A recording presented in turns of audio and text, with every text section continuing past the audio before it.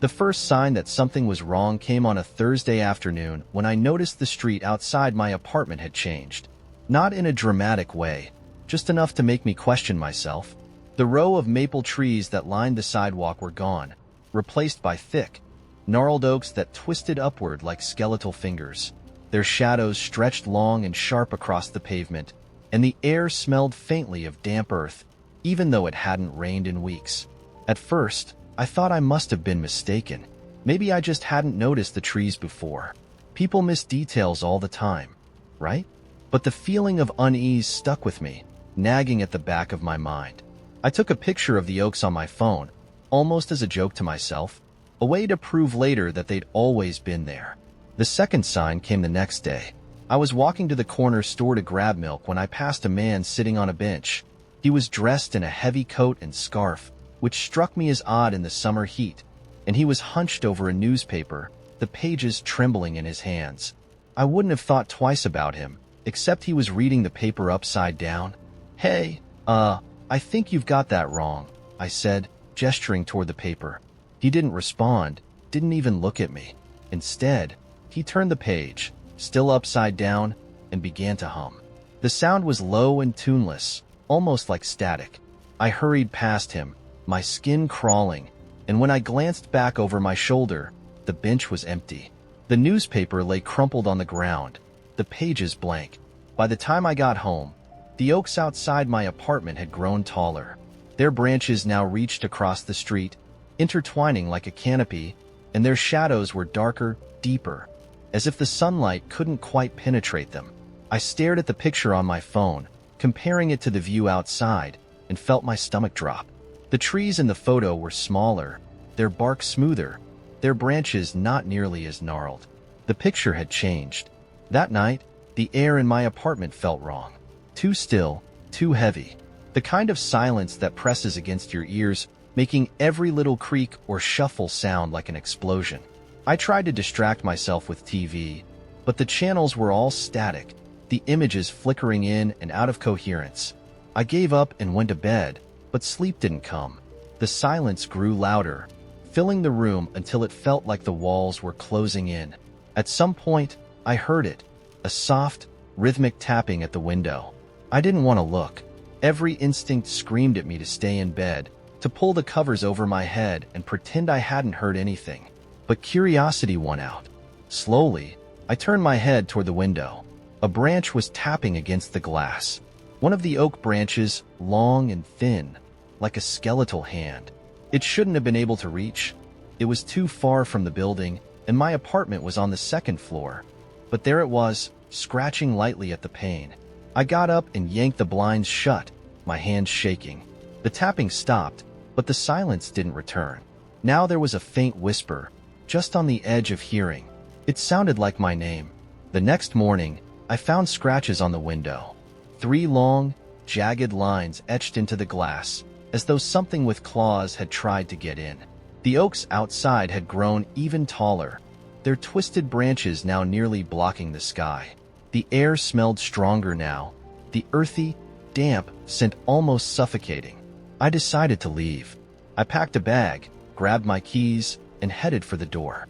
But when I stepped outside, the world didn't look the same. The streets were empty, the buildings looming taller than they should have, their windows dark and hollow. The oaks lined every block now, their gnarled limbs reaching across the streets like veins. The sunlight was pale, cold, and the shadows of the trees stretched and twisted unnaturally, as if they were alive. There was no one around. No cars, no voices, no distant hum of life.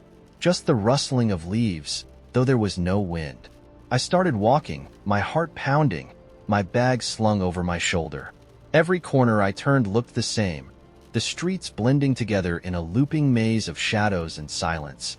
The air grew colder, and I could feel the weight of the oak's branches above me, pressing down like a shroud. And then I saw them, figures, standing among the trees. They were pale, too pale, their skin almost blending with the bark of the oaks.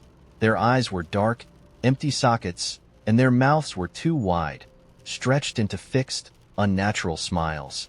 They didn't move, didn't blink, but I knew they were watching me. I turned and ran. I don't know how long I ran, but eventually, I found myself back at my apartment. The building looked wrong now, its brick walls darker, almost black, and the windows all shattered. I didn't want to go inside, but there was nowhere else to go. The apartment was silent when I entered. The air was thick, heavy, and the smell of damp earth was overwhelming. My bag slipped from my shoulder as I stumbled toward the living room, my breath coming in short, panicked gasps. The picture on my phone had changed again. The oaks were gone, replaced by an empty field stretching endlessly into a gray horizon. And in the center of the field was a single figure, standing motionless. It was me. I don't know how long I've been here now. The oaks outside are taller than ever, their branches scraping against the windows like fingers. The pale figures stand just beyond the trees, their smiles never fading. And every night, I hear the tapping again. It's not the branches anymore. It's coming from inside the walls. I'd been unemployed for months, desperate for anything that paid the bills. So when a position opened up at the county's historical archive, I jumped on it. It wasn't glamorous work, mostly sorting through old files, cataloging photographs, and occasionally helping the odd researcher dig up property deeds or genealogical records. The pay was mediocre, the building was drafty, and the fluorescent lights buzzed like angry bees, but it was better than nothing. The archive itself was housed in a squat, gray building on the edge of town. From the outside, it looked more like a bunker than a library, with narrow windows that didn't let in much light. Inside, it was a labyrinth of shelves crammed with dusty boxes, books, and binders. The place had a smell, a mix of old paper, mildew, and something faintly metallic. The basement was the worst. It was where we kept the older, more delicate collections. Faded maps, brittle letters, and crumbling newspapers from the 1800s. The walls down there were lined with peeling paint, and the air was always damp, no matter how many dehumidifiers we ran. The lights flickered more often than not, and every sound seemed to echo in strange, disjointed ways. My boss, Karen, warned me about the basement on my first day. "Don't stay down there longer than you have to," she said, handing me a flashlight. "The wiring's ancient, and the emergency lights don't always work." I thought she was just being overly cautious, but I learned quickly that the basement had quirks. The first time it happened, I was alone, sorting through a box of old photographs. They were the kind of pictures that made your skin crawl, blurry black and white shots of wide-eyed children, posed family portraits where no one was smiling, and grainy images of fields and barns that looked more like crime scenes than countryside. I'd been working for about an hour when I heard it. A soft, rhythmic tapping. It was faint at first, just on the edge of hearing, but as I stood there, it grew louder. Tap, tap, tap. It was coming from deeper in the basement, somewhere beyond the rows of shelves. "Hello?" I called out, my voice shaky. The tapping stopped. I told myself it was nothing, just the building settling, or maybe a loose pipe. But when I went back to my desk, I found something that made my stomach drop. One of the photographs I'd been cataloging was missing. At first, I thought I'd misplaced it. I searched through the box, the desk, even the floor, but it was gone. It didn't make sense. I'd been sitting there the whole time. No one else had come down. The second incident happened a few days later. I was working on a collection of letters, carefully unfolding the fragile pages and transcribing their contents. Most of them were mundane. Requests for land surveys, receipts for livestock sales. But one letter stood out. It was dated October 3rd, 1894, and written in a shaky hand. "To whom it may concern," it began, "I fear I have made a grave mistake. The thing I uncovered was not meant to be found. It calls to me now, even in my waking hours. I beg you, bury it deep, where no one will ever see it again." The letter wasn't signed. As I read it, the lights flickered. A cold draft swept through the room, rattling the pages on my desk. And then I heard it again. The tapping. This time, it was closer. I grabbed the flashlight Karen had given me and stood up, my heart pounding. The sound was coming from the far end of the basement, near the restricted section where we kept items that hadn't been fully processed yet. "Hello?" I called again, trying to keep my voice steady. No response. I made my way toward the sound, the flashlight beam cutting through the dim light. The rows of shelves seemed to stretch on forever, and the deeper I went, the colder it got. Finally, I reached the restricted section, a locked cage filled with unmarked boxes and unlabeled binders. The tapping stopped, and then, from the corner of my eye, I saw it. A figure, standing just beyond the edge of the flashlight's beam. It was tall and thin, with long, angular limbs and a face that seemed unfinished, like a sketch someone had abandoned halfway through. Its head tilted, and for a moment, I thought it was looking at me. I stumbled back, dropping the flashlight. When I picked it up and shone it in the same direction, the figure was gone. I didn't finish my shift that day. When I told Karen what I'd seen, she didn't laugh. She didn't dismiss me or tell me I was imagining things. Instead, she looked at me with this strange, almost pitying expression. "I was hoping it wouldn't bother you," she said quietly. "What it?" I demanded. Karen hesitated, then sighed. "There's something down there," she said. "We don't know what it is. We've tried getting rid of it, but it always comes back. It's tied to something in the archive, something old. We think it's waiting for someone to find it." "Find what?" I asked. She didn't answer. I quit the next day, but leaving didn't help.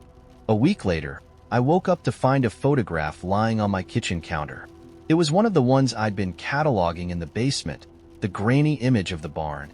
Only now, there was something in the background that hadn't been there before. A tall, thin figure with an unfinished face. I don't work at the archive anymore, but whatever I brought back with me hasn't let me go. I hear tapping in my apartment at night, soft and rhythmic, like it's counting down to something. And sometimes, when I look in the mirror, I see it standing behind me. I don't think I've ever told anyone the full story about what happened in the summer of 2017. Maybe I was too scared, or maybe I figured no one would believe me. But it's been clawing at me ever since, and some nights, I can still hear it. It all started when I agreed to house sit for my cousin, Amanda. She lived on the edge of a small town, tucked away in a heavily wooded area where cell service was spotty at best, and the only neighbors were deer and the occasional fox. Amanda's house wasn't huge, but it had this airy, modern design, with massive glass windows that looked out onto the forest. At night, those windows were less beautiful and more black mirrors of existential dread. I arrived on a Friday afternoon, excited for a quiet weekend of binge-watching terrible reality TV and eating my weight in snacks. Amanda's instructions were simple. Feed her dog, Charlie, water the plants, and don't touch the basement door. The basement thing was weird, but I wasn't about to question it. Everyone has their quirks. I figured she probably had a cluttered storage room down there, or some personal stuff she didn't want me snooping through. Fine by me. Charlie was a golden retriever with a permanent smile, and the first night was blissfully uneventful. The kind of cozy, mindless evening I'd been craving. I even forgot about the basement entirely, until I heard the first knock. It was faint, almost like someone tapping on the glass with a single knuckle. I paused the show I was watching and glanced at the front door. Nothing. Then I heard it again, louder this time, but from a different direction, the large window behind me. I turned, expecting to see a branch swaying against the glass, but there was nothing, just the darkness of the forest reflecting my own face back at me. My stomach tightened. Charlie, who'd been dozing by my feet, lifted his head and let out a low, rumbling growl. "Relax, buddy," I said, my voice trembling just enough to betray me. But he didn't relax. He stood up, hackles raised, staring at the window like he could see something I couldn't. I did a lap around the house, checking all the doors and windows. Everything was locked. Satisfied, I went back to the couch, but the uneasiness stayed with me. The knocks came again around midnight. This time, they were louder, more deliberate, and they weren't coming from outside. They were coming from inside the house. I froze, my heart pounding as the sound echoed through the quiet. Charlie started barking, a sharp, panicked sound that made the hairs on my neck stand on end. The knocks came again, followed by what sounded like faint scratching. I stood up, my legs trembling as I tried to pinpoint the noise. It was coming from the basement door. The air in the house felt heavier, like it had been sucked out of my lungs. I stared at the door, trying to convince myself it was nothing. A raccoon that somehow got in, maybe, or just the old house settling. But deep down, I knew better. The sound was deliberate, purposeful, like someone, or something, wanted me to open that door. Charlie barked again, snapping me out of my trance. I grabbed my phone, only to see the dreaded, "no service" message glaring back at me. Great. The knocking stopped, but the silence that followed was worse. It was thick, oppressive, pressing down on me like a weight. I stepped closer to the basement door, my hand hovering over the knob. I don't know what I was thinking, but I had to know. Before I could turn the knob, Charlie lunged forward, barking wildly, and planted himself between me and the door. His teeth were bared, and his growl was so deep it sounded like it was coming from his chest. I've never seen a dog look so feral, so ready to defend. It stopped me cold. That's when I heard it. A voice. Faint, but unmistakable, coming from the other side of the door. "Help me." I stumbled back, my breath catching in my throat. The voice was wrong, distorted, like it was being played through a broken speaker. It repeated, growing louder. "Help me. Please." "Nope," I muttered, my hands shaking as I grabbed Charlie's collar and backed away. "Nope, nope, nope." I locked myself in the bedroom with Charlie, barricading the door with a chair and a nightstand. I didn't sleep. Every so often, I'd hear faint knocks, followed by the voice, always the same, "Help me, please." By morning, the sounds had stopped. The house was quiet, almost unnervingly so. I left without even feeding Charlie breakfast, driving to a diner in town where I finally had cell service. I called Amanda, ready to tear into her for not warning me about her haunted house, but she didn't answer. Instead, she texted me an hour later. "Sorry I missed your call. Everything okay?" I debated whether to tell her the truth, but in the end, I just asked about the basement. Her reply came quickly. Too quickly. "What basement?" I stared at the screen, the color draining from my face. She didn't have a basement. I never went back to that house. Amanda swore I must have been mistaken, but I know what I heard, what I saw. To this day, I can't explain it. And some nights, when everything is quiet, I still hear that voice. "Help me." The rain had a way of making the world feel smaller, as if it wanted to drown out everything unnecessary and leave only the essentials. Tonight, that meant the hum of tires on slick asphalt and the dull glow of headlights piercing through the storm. I was driving on a road I didn't recognize, the map app on my phone useless after I'd lost service miles back. The plan had been to clear my head with a weekend away.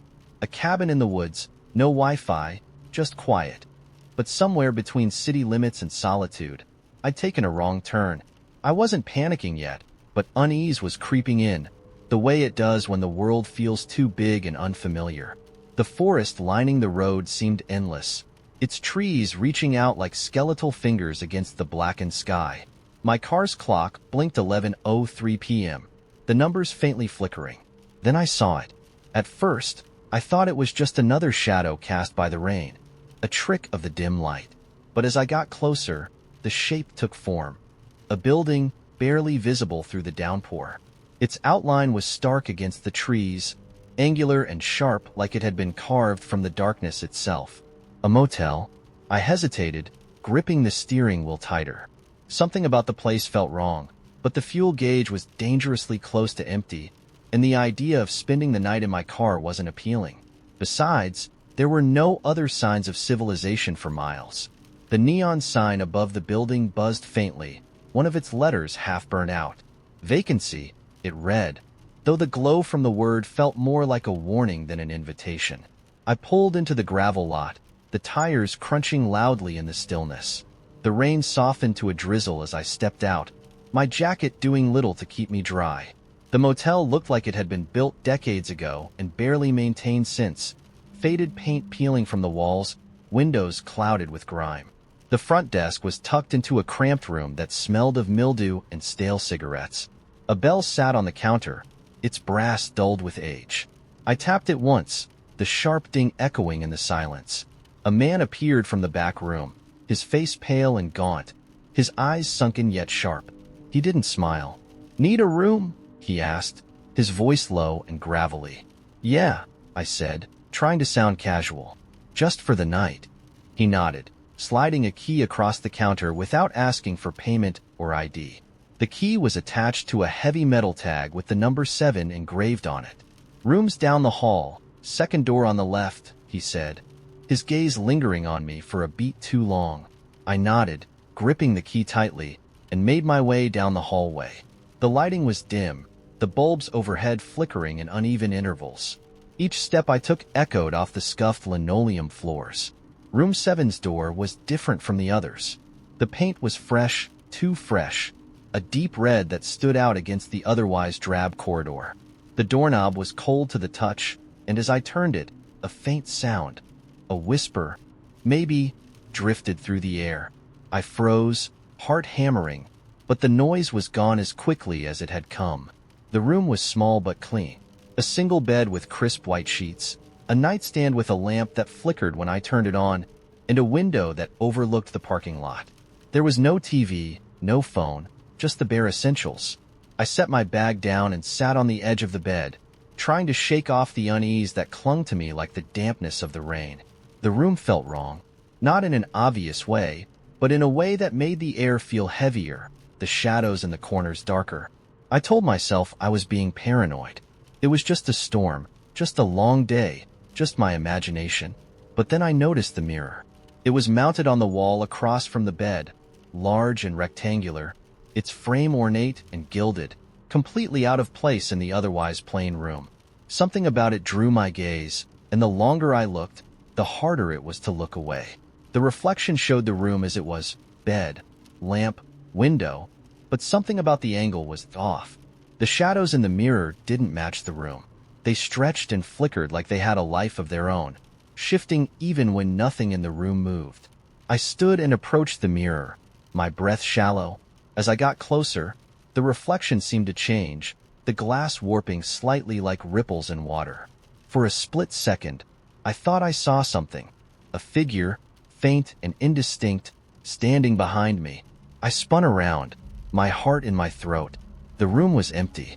When I turned back to the mirror, the figure was gone, but the unease had grown into something sharp and tangible.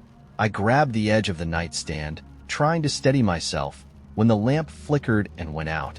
The room plunged into darkness, save for the faint glow from the parking lot outside. I fumbled for my phone, its screen casting a pale light as I turned on the flashlight. That's when I saw it. The reflection in the mirror was no longer mine. The person staring back at me had my face, but wasn't me. Their eyes were darker, their expression cold and unfeeling, and they were smiling, a slow, deliberate smile that sent ice down my spine. I stumbled back, the flashlight shaking in my hand. The reflection stepped forward, closer to the glass, until their face filled the mirror. And then, in a voice that sounded like mine but wasn't, they whispered, "You shouldn't have come here." The mirror cracked, a jagged line splitting the glass from corner to corner. I didn't wait to see what would happen next. I grabbed my bag and bolted for the door, the hallway now pitch black, the flickering lights extinguished. I ran, the sound of my footsteps swallowed by the oppressive silence, until I burst into the parking lot. The rain had stopped, but the air was suffocating, heavy with the weight of something unseen. My car was where I'd left it, the engine sputtering to life as I threw it into drive and sped away. I didn't look back. When I finally reached the main road, the motel was gone. The lot where it should have been was empty, overgrown with weeds and strewn with debris. I drove for hours, the weight of the night pressing down on me, until the horizon brightened with the first rays of dawn. I've taken countless road trips since that night, but I've never gone back to that part of the state, and I've never stayed in a motel again. It was the night of the storm when everything changed. Not a regular storm, but one of those biblical tempests that seemed to claw at the earth with thunder and rip apart the sky with lightning. I wasn't planning to go out. I hate storms. But my best friend, Lily, called in a panic. "There's something wrong with the power at my place," she said, her voice tight. "The lights keep flickering, but it's not just the lights. Things are moving, Jules." "Moving?" I asked, already pulling on my jacket. She hesitated, and then her voice dropped to a whisper. The furniture. The shadows. I can't explain it, but it's not normal. I think I need you here. 15 minutes later, I was standing on her porch, soaked to the bone and shivering. The power was out completely now. Her house sat in eerie darkness except for the occasional flash of lightning. When she opened the door, her face was pale, her eyes wide with something close to terror. Thank God, she said, pulling me inside. I thought I was losing my mind. Her living room was a mess. Chairs were overturned, books scattered across the floor, and a lamp lay shattered near the couch. What the hell happened here? I asked. I don't know. She glanced over her shoulder like she expected something to leap out of the shadows. I was watching TV when the lights started going crazy. Then the lamp fell over by itself. The couch moved. I swear it moved, Jules. I tried to keep my voice calm. Maybe it's the storm. Power surges, vibrations, stuff like that. No, she said firmly, gripping my arm. It's not just the storm. There's something in this house. As if on cue, a loud thud echoed from upstairs. We both froze. I wanted to write it off as the wind or something falling, but Lily's hand tightened on my arm, and her breath hitched. You heard that, right? She whispered. I nodded, swallowing hard. Stay here. I'll check it out. Like hell you will. She grabbed a flashlight from the counter and handed it to me. I'm coming with you. The stairs creaked as we climbed them, the flashlight casting long, jittery shadows on the walls. When we reached the landing, another crash sounded, this time from her bedroom. The door was slightly ajar, and in the dim light, I could see something moving, a shadow, twisting unnaturally across the floor. Do you see that? Lily whispered. I nodded, my heart pounding. I pushed the door open slowly, the flashlight beam cutting through the dark. The room was empty. The furniture was untouched, the bed neatly made. But the shadow on the floor didn't belong. It stretched toward us, writhing like it was alive. I started, but the shadow lunged. It didn't make sense. How does a shadow move? But it did, surging toward us like black smoke, cold and suffocating. Lily screamed, and I yanked her back, slamming the door shut. We stumbled down the stairs, my heart pounding so loud I could barely think.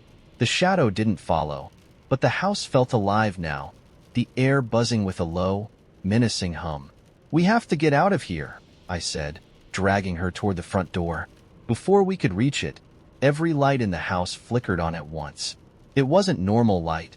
It was blinding, white-hot, casting harsh shadows that seemed to stretch and ripple across the walls. And then the whispers started. At first, they were faint, just on the edge of hearing. Words in a language I couldn't understand, overlapping and twisting into each other. They grew louder, filling the air, until it felt like the house itself was speaking. What do you want? Lily screamed, her voice cracking. The whispers stopped. The house fell silent, and then a single, deep voice rumbled through the room, shaking the walls. You called me. No, we didn't. I shouted, though my voice felt small against the weight of that presence. We didn't call anyone.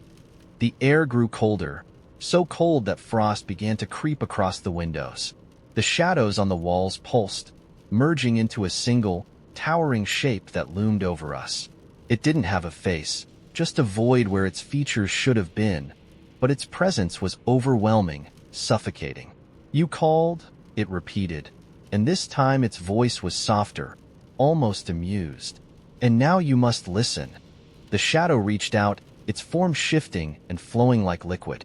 Before I could react, it touched Lily's arm, and she collapsed to the floor, her eyes wide and unseeing. Lily! I dropped to my knees, shaking her, but she didn't respond. Her lips moved silently, her eyes fixed on something I couldn't see. The shadow loomed closer, and I felt its icy grip wrap around my own mind, pulling me into a darkness so vast it felt like falling. Images flashed before me, memories that weren't mine. A house on fire, a woman screaming, a child's laughter turning into a piercing wail.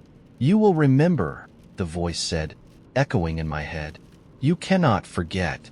When I opened my eyes, I was alone. The house was dark and still, the air heavy with silence. Lily was gone. No sign of her, not even her shoes by the door. I ran from the house, stumbling into the storm, and didn't stop until I reached my car. It's been a week since that night.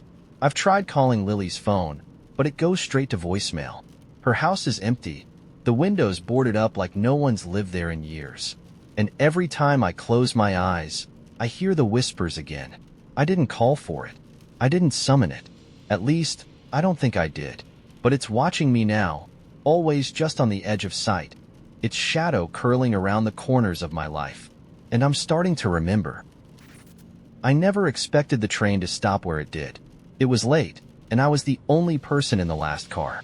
I'd been staring out the window, watching the blurred outlines of trees rush past, when the train began to slow.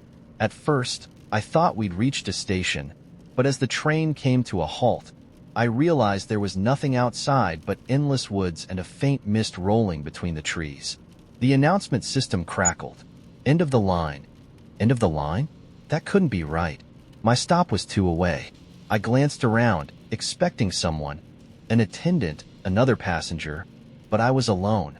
Last stop, the voice said again, the static somehow louder, harsher.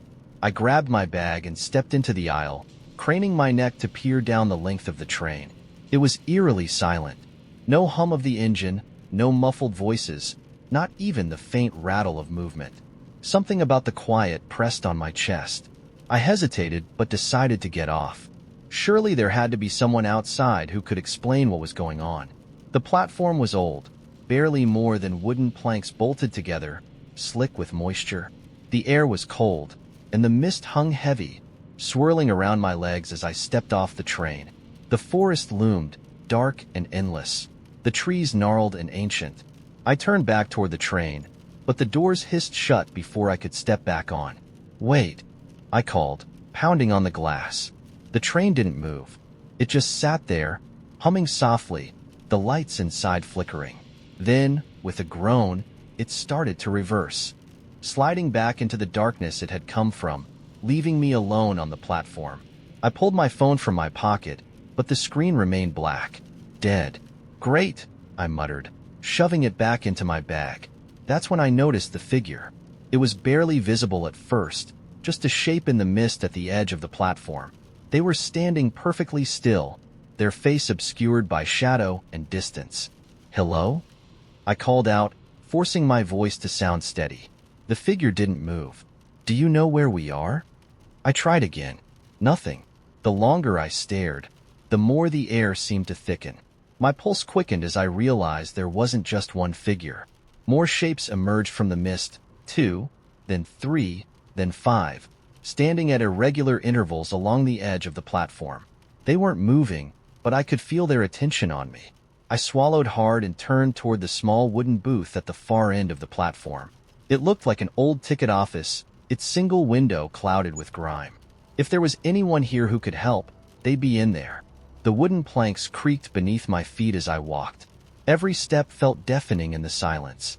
I kept my head down, refusing to look back at the figures. But I could feel them. Closer. The booth's door was ajar, swinging slightly as I pushed it open. "Hello?" I said again, stepping inside. The air in the booth was damp and cold. A single desk sat in the center, covered in scattered papers. The room smelled faintly of mildew, and the only light came from a dim bulb swaying gently above. On the desk was an old-fashioned train schedule. There were only 2 entries: departure, nowhere; arrival, never. "What the hell?" I whispered, my fingers brushing the paper. A sound behind me made me freeze. It was faint, almost imperceptible, the soft scuff of a footstep on wood. I turned slowly, my heart hammering. The figures were at the window now, their silhouettes pressed against the glass. They still weren't moving, but their presence filled the small room, suffocating and heavy. "Who are you?" I demanded, my voice trembling. No answer.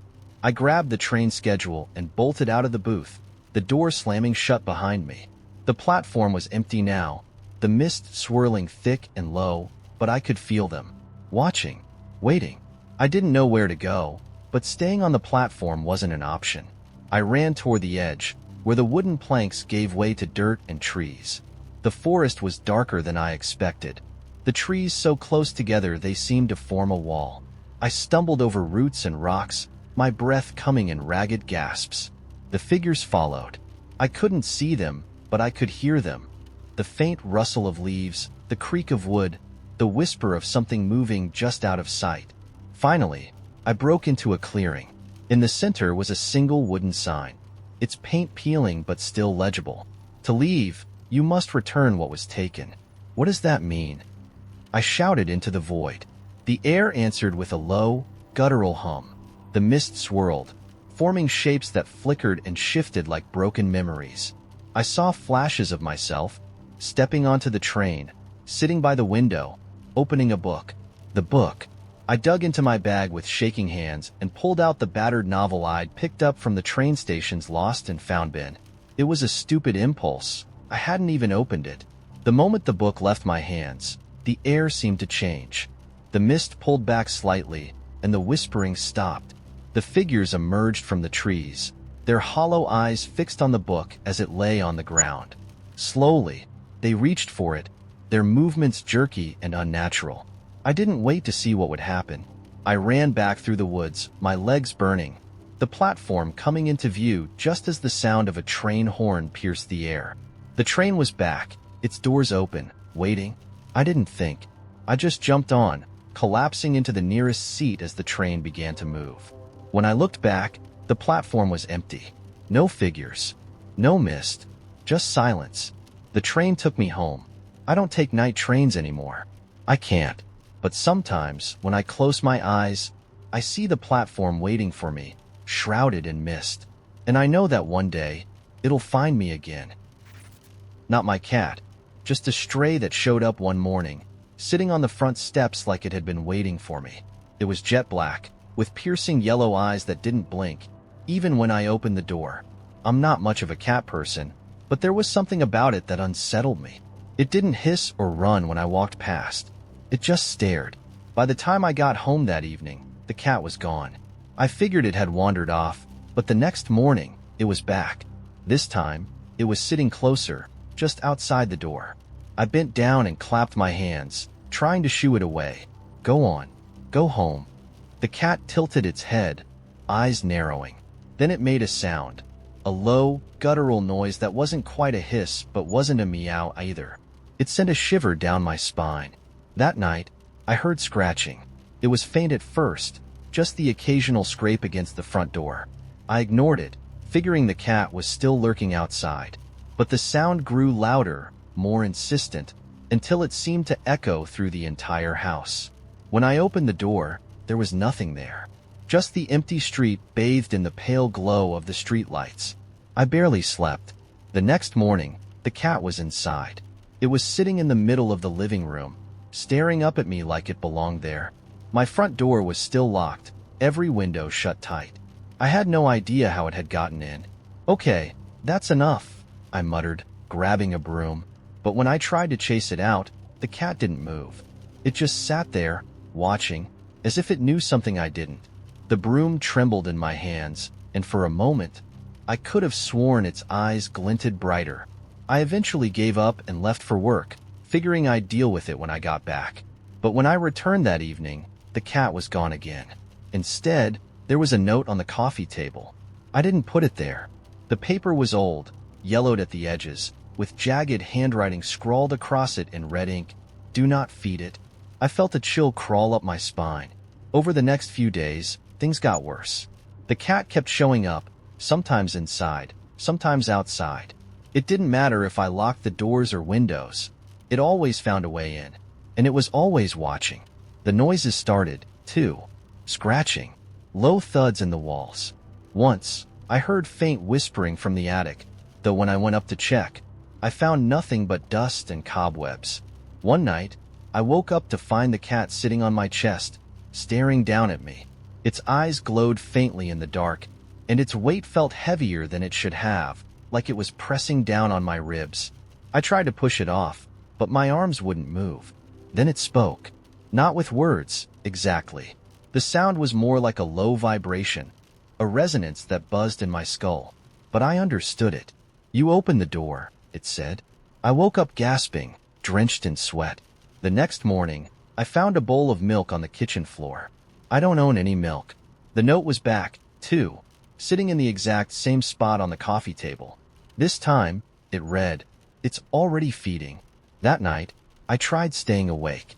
I sat in the living room with every light on, clutching a flashlight and a kitchen knife.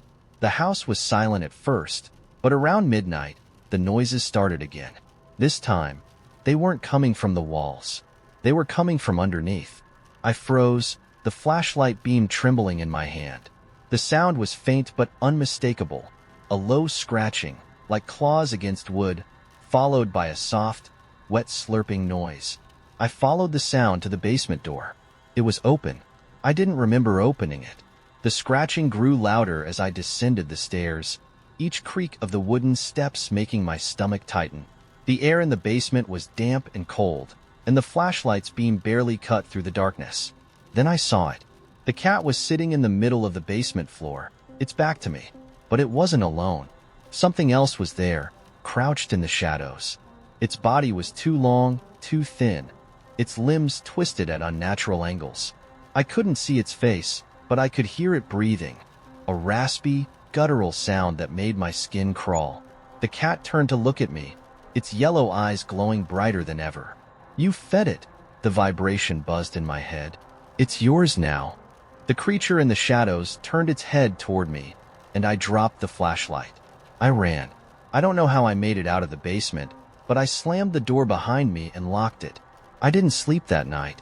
I didn't sleep the next night, either. I tried leaving the house, but every time I stepped outside, the cat was there, sitting on the front steps, blocking my path. Its eyes seemed to follow me wherever I went. The noises from the basement haven't stopped. Sometimes I hear it moving, pacing, dragging itself across the floor. And sometimes I hear it scratching at the door, waiting. The note was on my pillow this morning. It read, "It's hungry again." The flyer appeared overnight. It was taped to the lamppost outside my apartment building, a single sheet of cheap printer paper fluttering in the wind. The headline read, "The Midnight Game. Play if you dare." Underneath was a set of instructions, written in bold, black letters. 1. At precisely midnight, write your full name on a piece of paper. 2. Place the paper outside your front door. 3. Knock on the door exactly 3 times. 4. Open the door, but do not step outside. 5. Wait. Below that, in smaller text, was a warning. The game begins at midnight. Do not play unless you are prepared to finish. I laughed when I saw it. It was the kind of thing bored teenagers come up with, an urban legend meant to spook gullible kids. Still, there was something about it, something that made my stomach twist in a way I couldn't explain. I didn't think much about it for the rest of the day, but by the time night rolled around, the flyer was still nagging at the edges of my thoughts. I chalked it up to curiosity, that little itch in the back of my mind that wanted to know what would happen if I followed the instructions. So, I decided to play. I wasn't scared, not really. It was just a game, right? Harmless fun. At 11:58 p.m., I grabbed a scrap of paper and scrawled my full name across it. My handwriting was sloppy, hurried, but legible. I opened my apartment door and set the paper down in the hallway, then stepped back inside and checked the clock. 11:59. I waited, heart thudding a little harder than I expected. At precisely midnight, I knocked 3 times on the inside of my door. The sound echoed in the quiet hallway. Then I opened the door. The hallway was empty. I let out a breath I hadn't realized I'd been holding. Of course, nothing had happened. What was I expecting? A ghost? A monster? The absurdity of it made me laugh, and I was about to close the door when I noticed something. The paper with my name on it was gone. My laughter died in my throat. I leaned out into the hallway, looking both ways, but there was no one there. The corridor stretched out in both directions, dimly lit and completely still. "Hello?" I called, my voice bouncing off the walls. Silence. I stepped back inside and locked the door. It was just a prank, I told myself. Someone must have seen me put the paper down and grabbed it when I wasn't looking. That's all. But when I turned around, my apartment felt different. It was subtle at first, like the air was thicker, heavier. The lights seemed dimmer, even though they were at full brightness.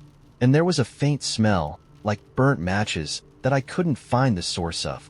I tried to shake it off, but as the night wore on, the feeling grew worse. The shadows in the corners of the room seemed deeper, darker, like they were moving when I wasn't looking. The hum of the refrigerator sounded distorted, almost like a voice, low and grating. And then, the knocking started. It was faint at first, just a single, soft tap at the door.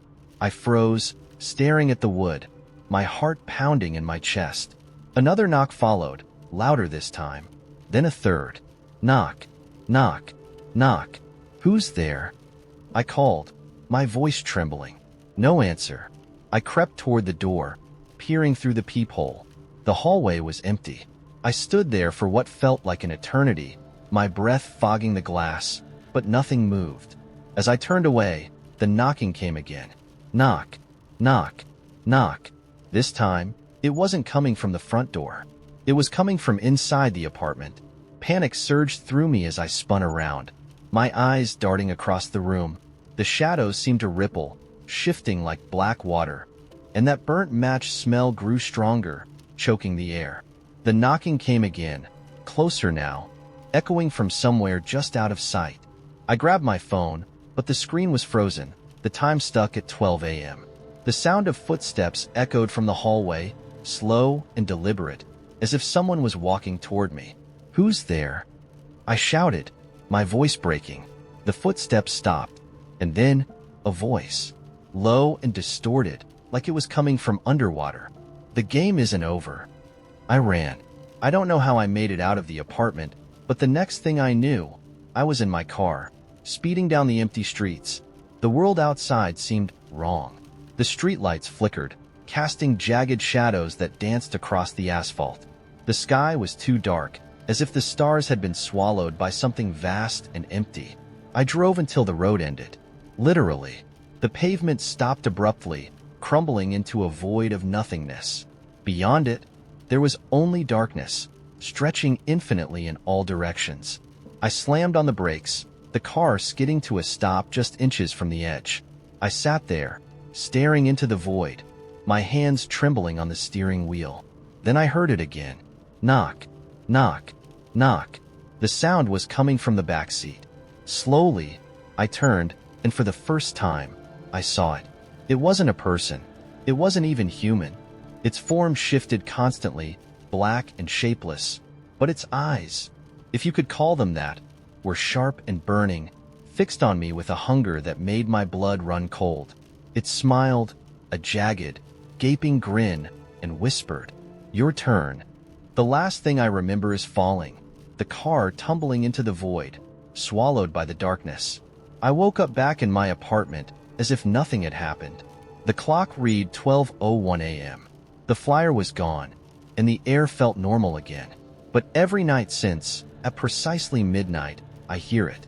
Knock, knock, knock.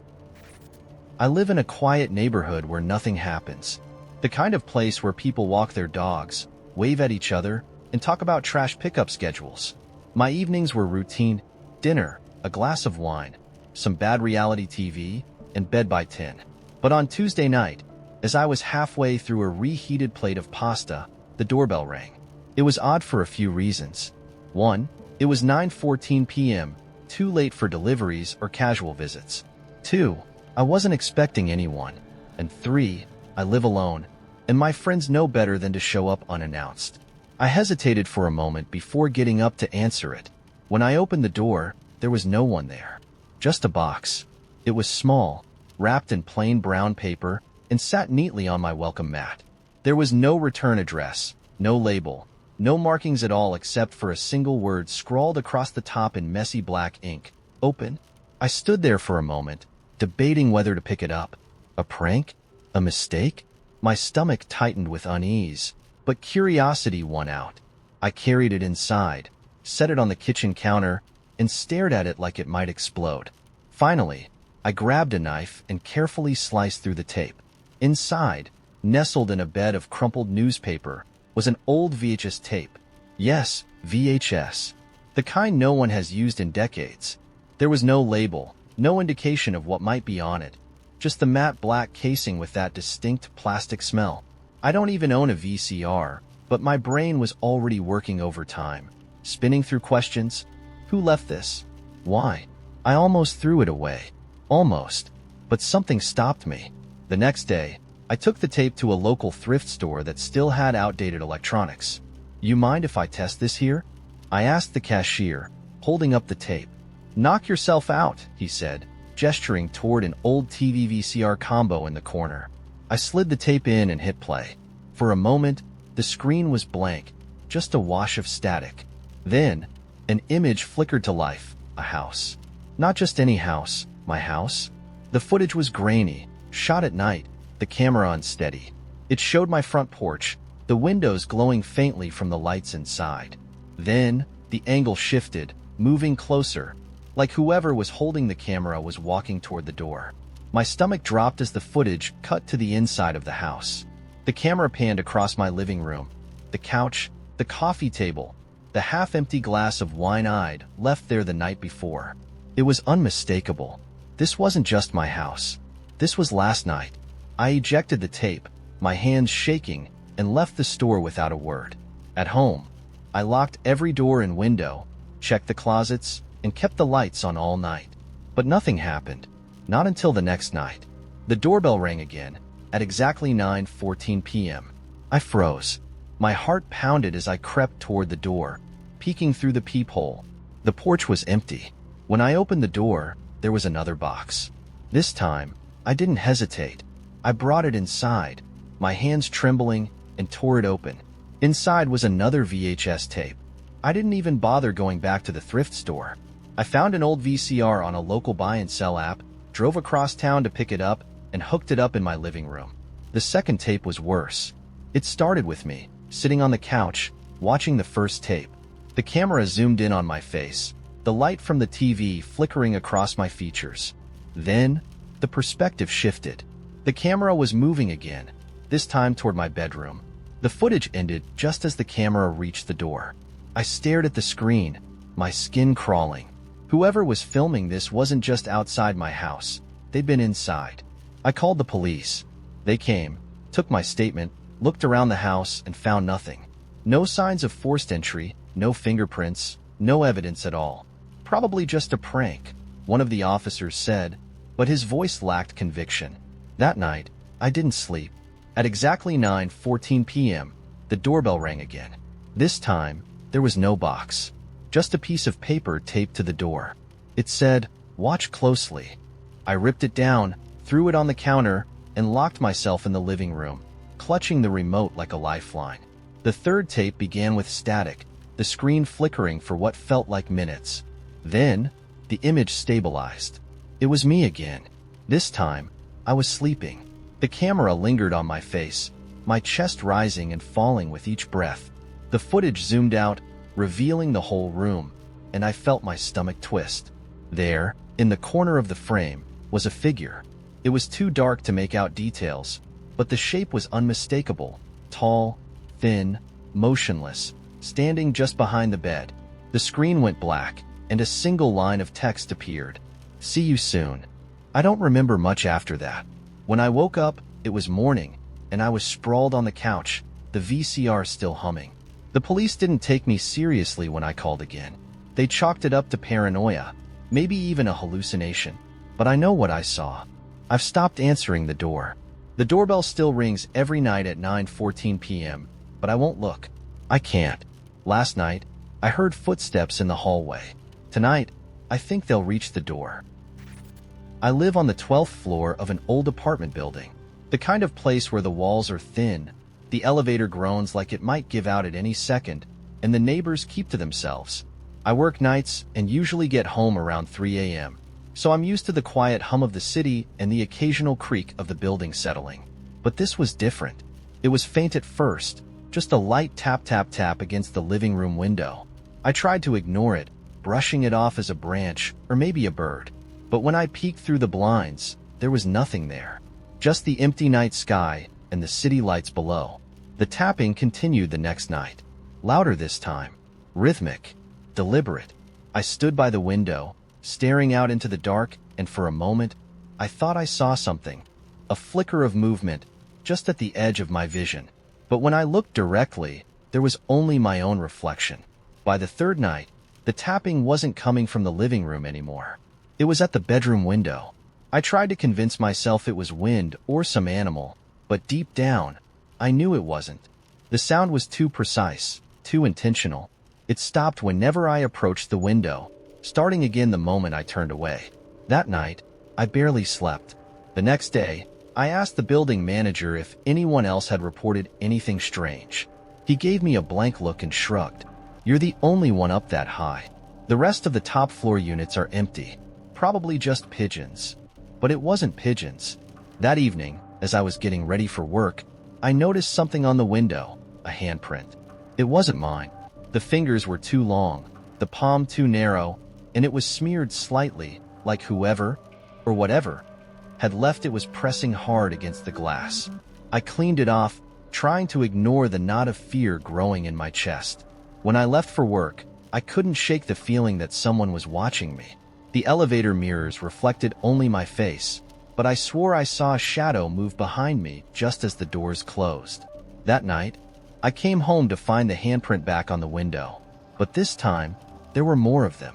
Dozens, maybe hundreds, overlapping and crisscrossing, like someone had been clawing at the glass.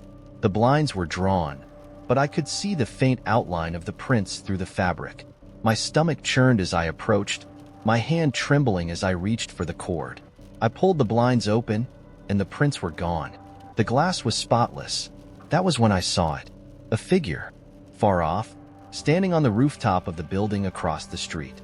Tall and thin, with limbs that seemed to stretch unnaturally. It didn't move, didn't wave, but I could feel its attention locked on me. My breath caught in my throat, and I stumbled back from the window. When I looked again, it was gone. I started hearing the tapping even during the day. At first, it was faint, barely audible over the hum of traffic outside. But soon, it became relentless. No matter where I was in the apartment, I could hear it. Against the windows, the walls, even the ceiling. I left the TV on constantly, trying to drown it out, but it didn't help. And then the notes started appearing. The first one was tucked under my coffee mug. A small piece of paper, yellowed and frayed, with 3 words scrawled in dark, jagged handwriting. "Let me in." I froze, staring at it, my hands shaking. There was no way anyone could have gotten into my apartment. The door was locked, the windows sealed. I tore the note in half and threw it in the trash. The next one was on my pillow. This time, it read, "You've already seen me." I didn't sleep that night. Every time I closed my eyes, I heard the tapping, growing louder and more insistent. I started to feel it, too. A faint vibration running through the walls, like something was trying to get through. By the 5th night, I couldn't take it anymore. I packed a bag, grabbed my keys, and bolted. I didn't know where I was going, only that I couldn't stay there another second.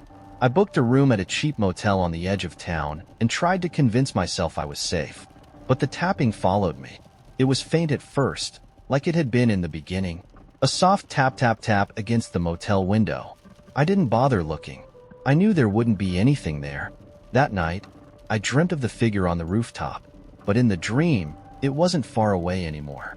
It was standing in my apartment, its 2 long fingers pressed against the glass of the living room window. When it turned to look at me, I woke up gasping for air, my chest tight with terror. I checked out of the motel the next morning and went back to my apartment. I don't know why. Maybe I thought facing it would be better than running. Or maybe I just couldn't escape. When I opened the door, the apartment was silent. No tapping, no handprints, no notes. For a moment, I almost believed it was over. Then I saw the mirror. The one in my bedroom, above the dresser. It wasn't reflecting the room.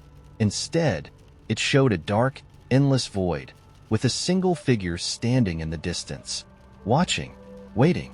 I'm writing this now because I don't know what else to do. The tapping is back, louder than ever, and the figure in the mirror is closer. I think it's smiling, and I think it's already inside. I live on the 7th floor of an old apartment building, The kind where the hallways smell faintly of mildew and the elevator hums like it's holding back a scream. My window overlooks an empty alley with nothing but a couple of dumpsters and a flickering street lamp. There's no ledge, no fire escape, no way for anyone to stand outside it. Which is why, when I walked into my living room one night and saw my own reflection staring back at me from the outside of the window, I froze. It wasn't a normal reflection, either. My living room lights were off, so there was no glare, no reason for my face to be there. But it was, staring at me. And it wasn't just still, it was moving, subtly, like it was breathing, like it was alive. Its expression shifted ever so slightly as it tilted its head, its eyes narrowing, its lips curling into the faintest hint of a smirk. I did what any rational person would do. I backed out of the room and slammed the bedroom door behind me. I didn't sleep that night. Not really. I kept expecting to hear a knock at the window, or worse, to see it peering in through the glass of my bedroom window. But morning came, and when I finally worked up the courage to check the living room again, it was gone. No smirking face. Just the normal, grimy window overlooking the alley. I convinced myself it was stress. A trick of the mind. That's what I told myself, until the next morning, when I found a single handprint on the outside of the glass. My handprint. The next few days were strange. Things in my apartment began to shift in ways I couldn't explain. My keys were always in the same bowl by the door, but now they'd turn up in odd places. Balanced on the edge of the sink, tucked into the couch cushions, once in the freezer. My toothbrush was blue one day, then green the next, then blue again. And the fridge. Don't get me started on the fridge. It wasn't the food that changed, though that would have been bad enough. It was the sounds. Late at night, I'd hear faint voices coming from inside it, like someone whispering just below the hum of the motor. The words weren't clear, but the tone was sharp, angry, like an argument that stopped the moment I got too close. When I opened the fridge, it was silent. Just the usual hum of machinery. The worst part was the static. At first, I thought it was my TV acting up. I'd turn it on, and instead of my usual channels, I'd get bursts of white noise, flickering shapes in the static. Once, I swore I saw a hand reaching toward the screen, fingers long and impossibly thin. But it wasn't just the TV. The radio in my car started doing it too, playing snippets of songs I didn't recognize, mixed with the same bursts of static. And when I turned on my phone to record it, the static came through the phone too. I started noticing them, the figures. They weren't always clear, not at first. A flicker at the edge of my vision, a shadow that moved when nothing should have been there. But they got bolder. One night, I was walking home from the store, and I saw someone standing across the street, perfectly still, staring at me. They wore a long coat, their face hidden beneath a wide-brimmed hat. I hurried past, pretending not to notice, but when I glanced over my shoulder, they were closer. I ducked into my building, my heart pounding, and rode the elevator to my floor. When the doors opened, the figure was standing at the end of the hallway, perfectly still. My blood turned to ice. I stepped out, trying to act normal, and walked quickly to my door. I didn't look back. When I shut the door and locked it, I turned toward the living room and saw my own face staring back at me from the window again. This time, it wasn't smirking. It was laughing.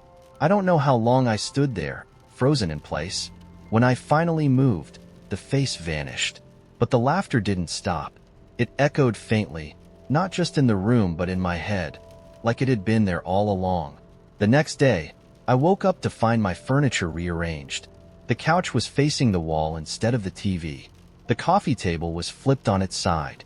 My bookshelves were empty, the books stacked neatly in the bathtub. I hadn't heard anything during the night, but the air felt heavier, like someone had been there, breathing the same air as me. The glitches in reality grew worse. Time started to slip. One evening, I stepped into the shower and came out to find it was morning, the clock on my wall showing a time that didn't make sense. My phone had notifications from texts I didn't send, conversations I didn't remember having. Then the knocking started. At first, it was faint, just a tap, tap, tap on the walls, as though the building itself were alive. But it grew louder, more insistent. One night, the knocking came from the window, sharp and deliberate. When I turned to look, there was nothing there. Just the dark alley below. Until there wasn't. The alley was gone, replaced by something else entirely. A swirling, chaotic void, filled with flickering shapes that looked almost human. They moved too quickly to focus on, their forms shifting like smoke. And at the center of the void was a door. A plain wooden door, standing upright with no walls to support it. Its handle gleamed faintly in the flickering light. The knocking grew louder, now coming from the other side of the door. 3 sharp, deliberate knocks, echoing through the void. My reflection appeared in the window again, grinning wildly. "Don't answer it," it whispered. I stumbled back, shaking my head. The knocking stopped, the void faded, and my living room returned to normal. If anything about it could still be called normal. Now, the door appears everywhere I go. In my dreams, in the static on my TV, once even in the reflection of my coffee mug. The knocking hasn't stopped, and the air feels heavier every day. I think they're waiting for me to open it, and I'm terrified that someday I will. I found it sitting on my doorstep one rainy Tuesday evening, plain and unmarked except for a single word scrawled in black marker across the top, "For you." At first, I thought it was a mistake, maybe a package meant for a neighbor. But when I checked, there was no address, no postage, no indication of where it had come from. Just that 2-word message, written in jagged, uneven handwriting. Curiosity got the better of me. I carried it inside, set it on the kitchen table, and stared at it for a few minutes, half expecting it to start ticking or rattling. It didn't. The box was heavier than it looked, sealed with plain packing tape that peeled away easily under my fingernail. Inside was a single object, wrapped in layers of tissue paper, an antique music box. It was beautiful, if a little eerie. Made of dark wood inlaid with intricate silver patterns, its surface polished to a dull shine. The latch was simple, a tiny brass clasp that clicked open with a flick of my thumb. When I lifted the lid, a soft melody began to play, slow and haunting. The sound was faint but clear, the kind of tune that burrows into your mind and stays there, even after the music stops. The inside of the box was lined with faded red velvet, and nestled in the center was a small, folded piece of paper. The note was written in the same jagged handwriting. "Play it every night. Do not stop." I felt a chill crawl down my spine. The handwriting was strange, yes, but there was something else, a faint smell coming from the box. Metallic, like blood, mixed with the sharp tang of old wood. I closed it and put it aside, deciding I'd had enough weirdness for one evening. But the melody stuck with me. That night, I couldn't sleep. Every time I closed my eyes, I could hear the tune looping faintly in the back of my mind. It wasn't unpleasant, exactly, but it was unnerving. By 3 a.m., I was wide awake, sitting at the kitchen table with the box in front of me. I opened it again. The melody started up, just as haunting as before, and for a moment, I felt an odd sense of relief, like scratching an itch I didn't know I had. That's when I noticed the change. The inlaid silver patterns on the lid weren't just decorative, they were moving. Slowly, subtly, shifting like liquid metal. The patterns twisted and writhed, forming shapes that almost looked like faces, their mouths open in silent screams. I slammed the lid shut. I didn't touch the box for the next 2 days, but I couldn't stop thinking about it. Every night, the melody played in my mind, growing louder, more insistent. By the 3rd night, it wasn't just in my head. I could hear it, faint but distinct, coming from the box itself. The note's warning echoed in my mind. "Play it every night. Do not stop." I gave in. The moment I opened the box, the melody swelled, filling the room with its haunting tune. The silver patterns on the lid moved more aggressively now, their shapes forming something that almost resembled a hand reaching toward me. I left it open all night. The next morning, I found a second note inside, one that definitely hadn't been there before. "Thank you. Don't let it close." I felt sick. That night, I decided to test it. I didn't open the box. I hid it in the back of my closet, trying to convince myself it was just an overactive imagination. But at exactly midnight, the melody began again, louder this time, and not just in my head. The sound wasn't coming from the closet. It was coming from everywhere. I opened the closet door, grabbed the box, and flung it across the room. The lid snapped open on impact, and the music swelled, the melody twisting into something dissonant and wrong. The silver patterns on the lid erupted, spilling out of the box like liquid shadows. They moved across the floor, up the walls, pooling in the corners of the room. Faces emerged, twisted, skeletal shapes with empty eye sockets and mouths stretched too wide. They whispered, "Keep playing. Keep us here." I didn't sleep. For the next week, the box was always open. The melody played constantly, its haunting tune filling every corner of my apartment. The shadows stayed at the edges of the room, their faces watching, waiting. I couldn't take it anymore. Last night, I grabbed the box, drove out to the old quarry on the edge of town, and threw it into the deepest part of the water. I watched it sink, the melody growing fainter and fainter until it finally disappeared. For the first time in days, I felt free. But when I got home, the box was sitting on my kitchen table. Its lid was open, and the melody was louder than ever. It began with the missing poster. I was walking home from work one evening, the sun dipping low in the sky, casting long shadows over the empty streets. It was tacked to a telephone pole on the corner near my apartment. A standard missing person flyer.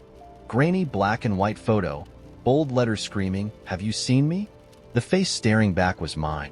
I stopped dead, my breath catching in my throat. For a moment, I thought it was a mistake, some eerie coincidence. But no, the photo was unmistakable. My face, my messy hair, the faint scar on my cheek from a childhood bike accident.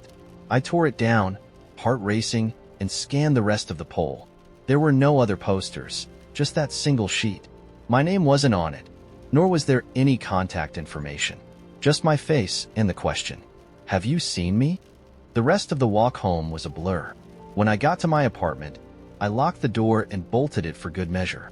My mind was spinning. Who had made the poster? Why? And how had they gotten a photo of me?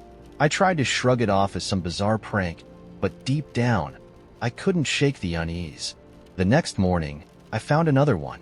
It was taped to the elevator door in my building. Same picture, same question, but this time, there was something new. A date. December 19th. That was tomorrow. My stomach turned as I ripped the poster down and crumpled it into my bag. I was certain I hadn't told anyone about the first one, so how had it appeared here? My building wasn't open to the public, and I hadn't seen anyone suspicious hanging around. I decided to call the landlord. Maybe the security cameras had picked up something. "They've been down for weeks," he said casually, as if it were no big deal. "Probably kids messing around. Don't worry about it. Don't worry about it." Easy for him to say. By the time I got home that evening, my anxiety was through the roof.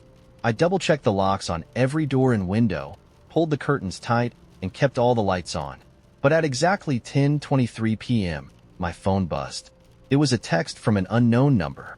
"Did you see the poster?" My stomach dropped. I didn't reply. A few seconds later, another message came through.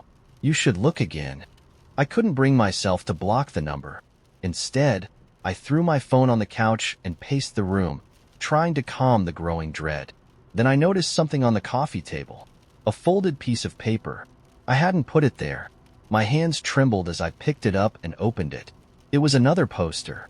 This one was different. It wasn't my face this time. It was the face of a man I didn't recognize.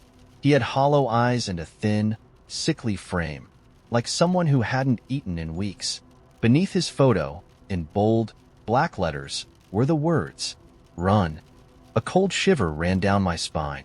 I looked around the apartment, certain someone was there with me, but the rooms were empty.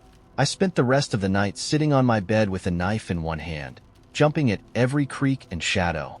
The next morning was December 19th. I didn't go to work.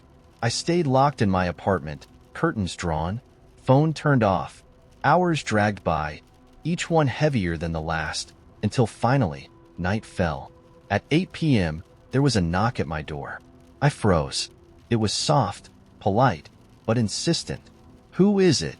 I called, trying to keep my voice steady. No answer. The knock came again, louder this time. I grabbed the knife and moved to the peephole. On the other side was the man from the second poster. His face was pale and gaunt, his eyes sunken. But there was something else, something wrong. His body moved strangely, like a puppet on strings, his head twitching unnaturally as he knocked again. "Open the door," he rasped, his voice dry and hollow. "I need to tell you something." I backed away, shaking my head. The knocking stopped. For a moment, there was silence. Then, from behind me, I heard a voice. "You shouldn't have looked." I spun around, heart racing, but no one was there. The room was empty, just as I'd left it. When I turned back to the door, the man was gone. But there, on the floor, was another poster. This one showed a street, a dark, narrow alley I didn't recognize. Beneath it, in bold letters, were the words, "Meet me here." No time, no explanation, just the demand. I tore the poster to shreds and threw it in the trash. But now, every time I close my eyes, I see it. The alley, the man's face, the word "run" carved into the shadows of my mind. I haven't left my apartment since, but I don't think that will stop them. Not a fogged-over scrawl from a steamy shower, not some condensation trick of the light. This was clear, deliberate, and unmistakable. Hello. I found it at 3 a.m., groggy from stumbling out of bed to use the bathroom. At first, I thought it was my half-asleep brain playing tricks on me. I flipped on the light, and there it was. Neat, bold letters, written in what looked like black marker, perfectly centered on the glass. I lived alone. My stomach knotted. I checked the door to the apartment, locked, deadbolt, no sign of forced entry. The windows were secure, and nothing else seemed out of place.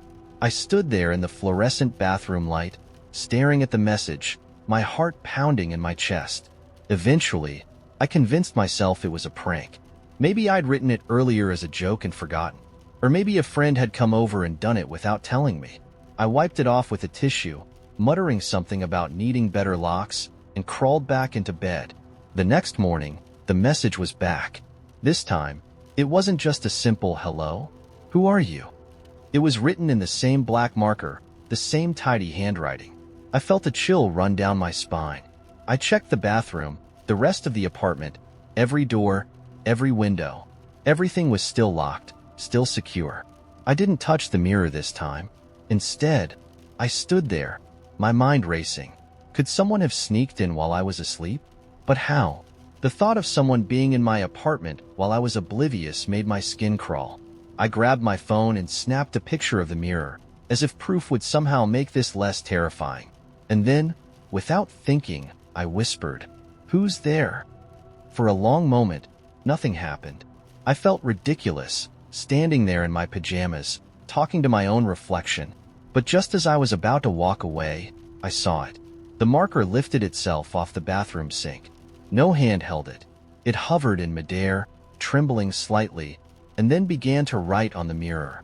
The sound was sharp and deliberate, the squeak of the tip dragging across the glass making my stomach churn. "You can see me?" I stumbled back, my heart racing. My reflection was still there, wide-eyed and terrified, but it felt wrong. It didn't move exactly when I did. There was a split-second delay, so slight I might have missed it if I hadn't been watching so closely. The marker hovered again, waiting. I didn't know what to do. My instincts screamed at me to run, but curiosity, and a sick sense of dread, kept me rooted to the spot. I reached out, hand trembling, and wrote with my finger on the foggy part of the mirror. "Who are you?"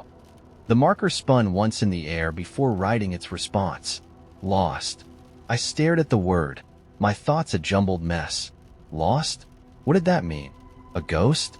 Some kind of entity? I wrote again, carefully. "Where are you?" The response came immediately, the letters sharp and quick. "Here." The room suddenly felt colder. The hair on the back of my neck stood on end, and I swore I could feel eyes on me, though the only thing in the room was my own reflection. "I don't understand," I said aloud, my voice barely above a whisper. The marker began to write again, faster this time, as though it were desperate. "Help me." I backed away. "How? What do you want?" The reflection didn't respond, but I could feel it watching me. The marker dropped to the counter with a clatter, and the room went silent. I didn't sleep that night. The messages kept appearing over the next few days. They weren't always coherent. Sometimes they were fragments of sentences, or single words that didn't make sense. Trapped? Why can't I leave? It hurts. I tried to ignore them. I tried to convince myself I was imagining it, that stress or lack of sleep was making me hallucinate. But the more I ignored it, the worse it got. The messages started appearing in other places. The fogged-up window of my living room, the condensation on my coffee table. Once, I found a note written in dust on the back of my TV. Please don't leave me. One night, I decided I'd had enough. I stood in front of the bathroom mirror, glaring at my reflection. What do you want from me? I shouted. The mirror cracked. Not all at once, but slowly, deliberately. The way ice spreads across a frozen lake. The jagged lines formed a pattern, intricate and spiraling, until they settled into what looked like an eye, wide, unblinking, staring directly at me. And then I heard it. A voice. Not out loud, but in my head. It was faint, almost like a memory, but it was unmistakably real. You opened the door. What door? I shouted, panic clawing at my throat. You let me in. The reflection in the mirror didn't move, but I did. I ran. Out of the bathroom, out of the apartment, down the street, my heart pounding. I didn't stop until I was sitting in my car, my breath fogging up the windshield. I didn't go back. I couldn't, but it followed me. Every reflective surface I passed, windows, car mirrors, even puddles on the sidewalk, held the same thing. My reflection, smiling a little too wide, watching, waiting. The last thing I saw before the mirror in my car cracked was a single word scrawled across the glass, written in perfect, tidy handwriting. Home. I was scrolling through my phone late one night, the blue light cutting through the dark of my room, when the call came in. The number was unfamiliar, the kind that wasn't saved in my contacts but also wasn't marked as spam. Against my better judgment, I answered. Hello?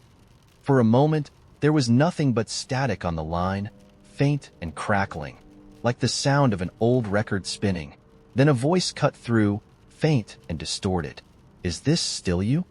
Excuse me? I said, sitting up in bed. You sound different. I froze. The voice sounded like mine, but off, slightly deeper, slower, like it had been pulled through a filter. Who is this? I demanded, but the line went dead. I stared at my phone for a long time after that, waiting for it to ring again. It didn't. The next morning, the number called back. This time, I let it go to voicemail. When I played it back, the message was short but chilling. You have to remember. It's getting closer. I blocked the number. The following day, I started noticing things. Small things at first. My toothbrush was on the wrong side of the sink. My keys weren't where I always left them. A half-finished glass of water sat on my kitchen counter, though I hadn't poured one. I tried to tell myself I was being paranoid. People misplace things all the time. But then I noticed the photo. It was a picture of me, smiling at a birthday party. The frame sat on my bookshelf, where it had always been. But now, I wasn't alone in the photo. Behind me, just over my shoulder, was a shadowy figure. Its features were blurred, like someone had smeared its face with their thumb, but its hand rested lightly on my shoulder. That night, the call started again. Every time, it was the same. The faint sound of static, followed by my own voice, distant and distorted. Remember the room, it said once. You have to go back. Another time, it whispered, it's breaking through. You're running out of time. By the third night, I couldn't sleep. The static seemed to buzz in my ears, even when the phone wasn't ringing. My apartment felt wrong. The air was heavier, the shadows in the corners darker. And then, at exactly 3:33 a.m., my phone rang again. This time, the number wasn't unfamiliar. It was my own. I answered, my hands trembling. Hello? The voice on the other end was clearer now. It sounded exactly like me. You need to listen, it said. You left something behind. Who are you? I whispered. You know who I am. I didn't. At least, I didn't think I did. But there was something about the voice, the urgency in its tone, that felt familiar. What did I leave behind? I asked. The line went silent for a moment. Then, faintly, the door. I didn't understand what it meant, but when I woke up the next morning, there was a note taped to my bathroom mirror. Find the door, before it finds you. I didn't write it. That day, I searched my entire apartment, looking for anything that might resemble a door I hadn't seen before. Every closet, every cabinet, every crawl space. But there was nothing, until I noticed the wall in the living room. It looked like any other wall at first, painted the same dull beige as the rest of the apartment, but when I ran my hand over it, the texture was different, softer, hollow. I pressed my ear against it, holding my breath. There was a sound coming from the other side, a faint scratching. I grabbed a hammer and started tearing into the wall. Plaster and drywall crumbled around me, and soon, I saw it. A door. It was small, barely big enough for a person to fit through, and made of dark, weathered wood. There was no handle, just a keyhole. My phone buzzed in my pocket. The message was from the same block number. Don't open it. I stared at the door, my heart pounding. The scratching had stopped, replaced by a low, rhythmic thumping. I should have listened to the text. Instead, I reached out and pushed. The door swung open with a groan, revealing nothing, just darkness. A void so absolute it seemed to pull the light from the room. Then I saw it. A figure emerged from the blackness, identical to me in every way, but its movements were wrong. Jerky, puppet-like. It grinned at me, its teeth too sharp, too white. You shouldn't have come back, it said in my voice. I slammed the door shut, my hands trembling, and shoved the couch against it. The scratching started again. It hasn't stopped. I moved out of the apartment the next day, but it didn't matter. The calls are still coming, and the messages are worse now. It's closer than you think. You can't run. And last night, scrawled across my bedroom wall in the same blurred handwriting as the note. I'm already here. It was the smell that caught my attention first. Earthy, damp, like soil freshly turned after rain. Strange, given that I was walking home on an asphalt street in the middle of the city.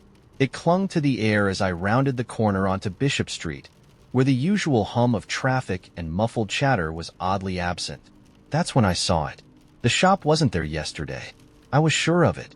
Where there had been an empty storefront with boarded-up windows now stood a small, ornate building that seemed plucked from another century.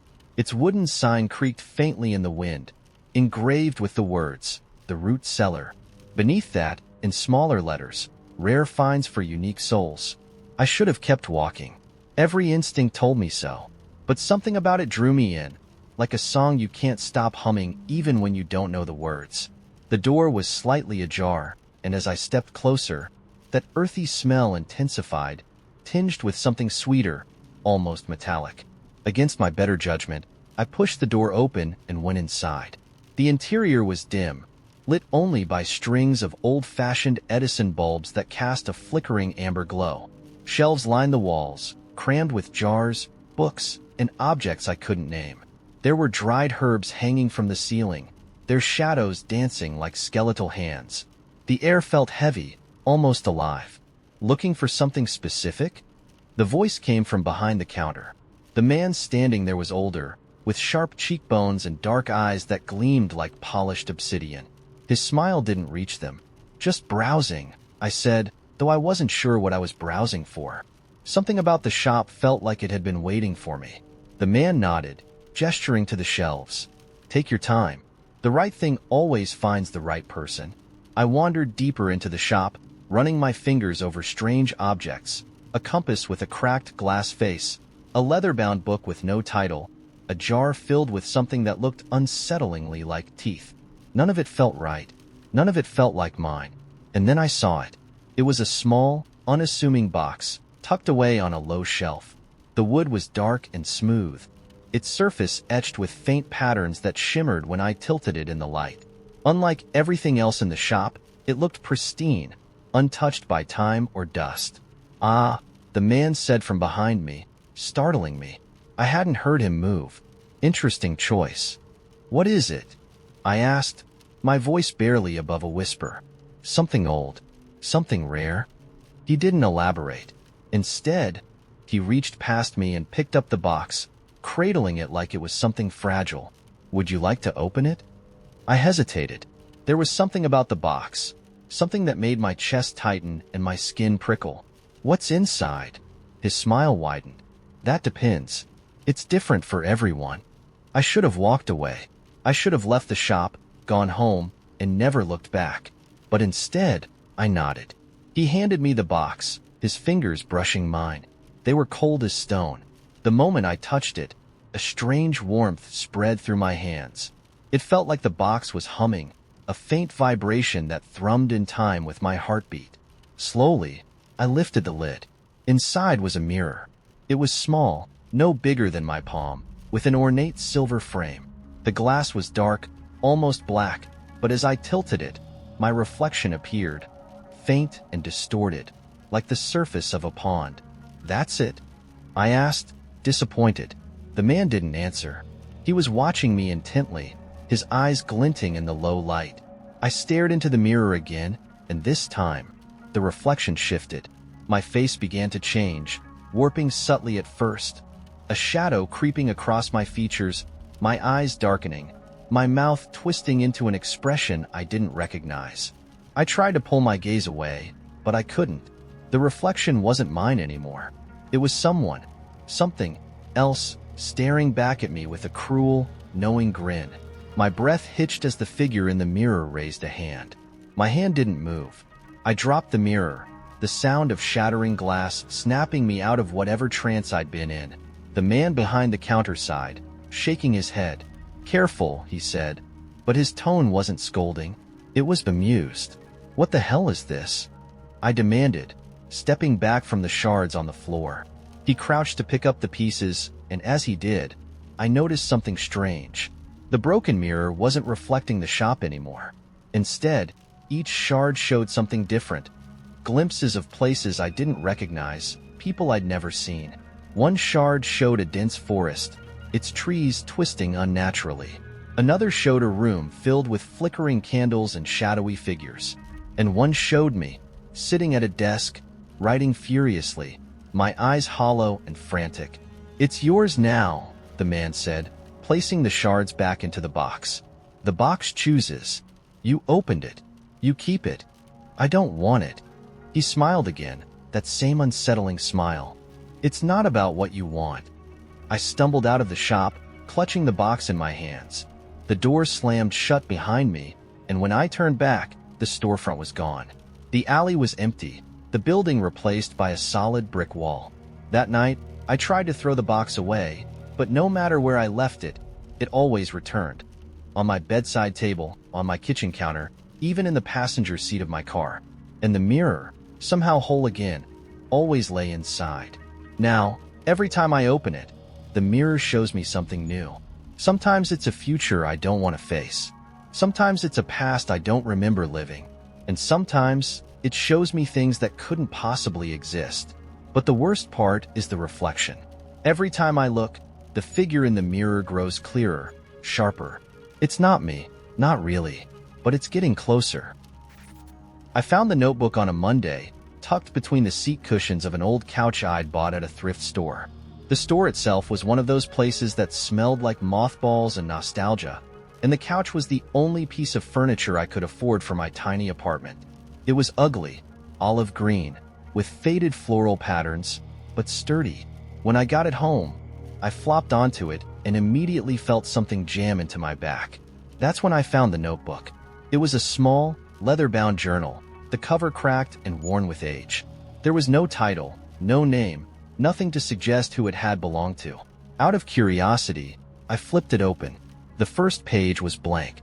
So was the second, and the third. In fact, most of the pages were empty. But about halfway through, I found writing. It was neat, precise, and strangely formal, like someone had written it in a hurry but still cared about their penmanship. The first entry read, "I made the mistake of writing it down. I didn't know. I didn't understand. If you find this, you have to stop. Don't read any further." Of course, I read further. The next entry was dated 3 years earlier. It described a series of strange occurrences, shadows moving where there shouldn't have been shadows, whispers in empty rooms, the feeling of being watched.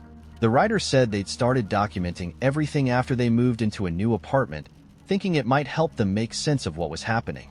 I chuckled to myself. It was probably just someone's creative writing project. Maybe they'd been trying to write a horror story, and they gave up halfway through. Still, the details were unsettling. The further I read, the more disturbing it became.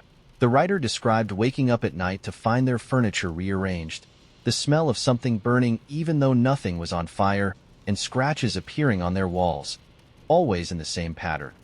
3 vertical lines and 1 horizontal slash through the middle.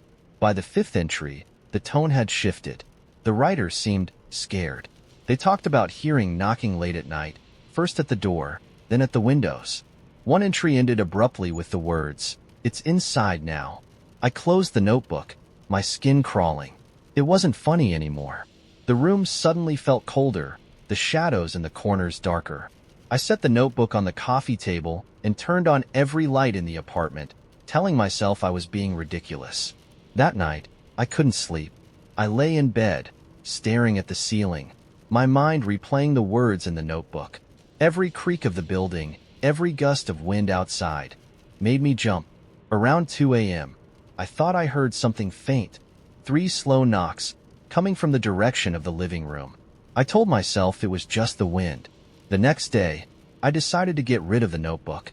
I shoved it into a plastic bag and dropped it into the dumpster behind my building. Problem solved. But when I came home from work that evening, the notebook was back. It was sitting on the couch, right where I'd found it the first time. My stomach dropped. I hadn't told anyone about the notebook, and I didn't even know my neighbors. There was no way someone could have known to return it. I picked it up with shaking hands and flipped it open. A new entry had appeared, written in the same neat handwriting. "You shouldn't have done that. It doesn't like to be thrown away."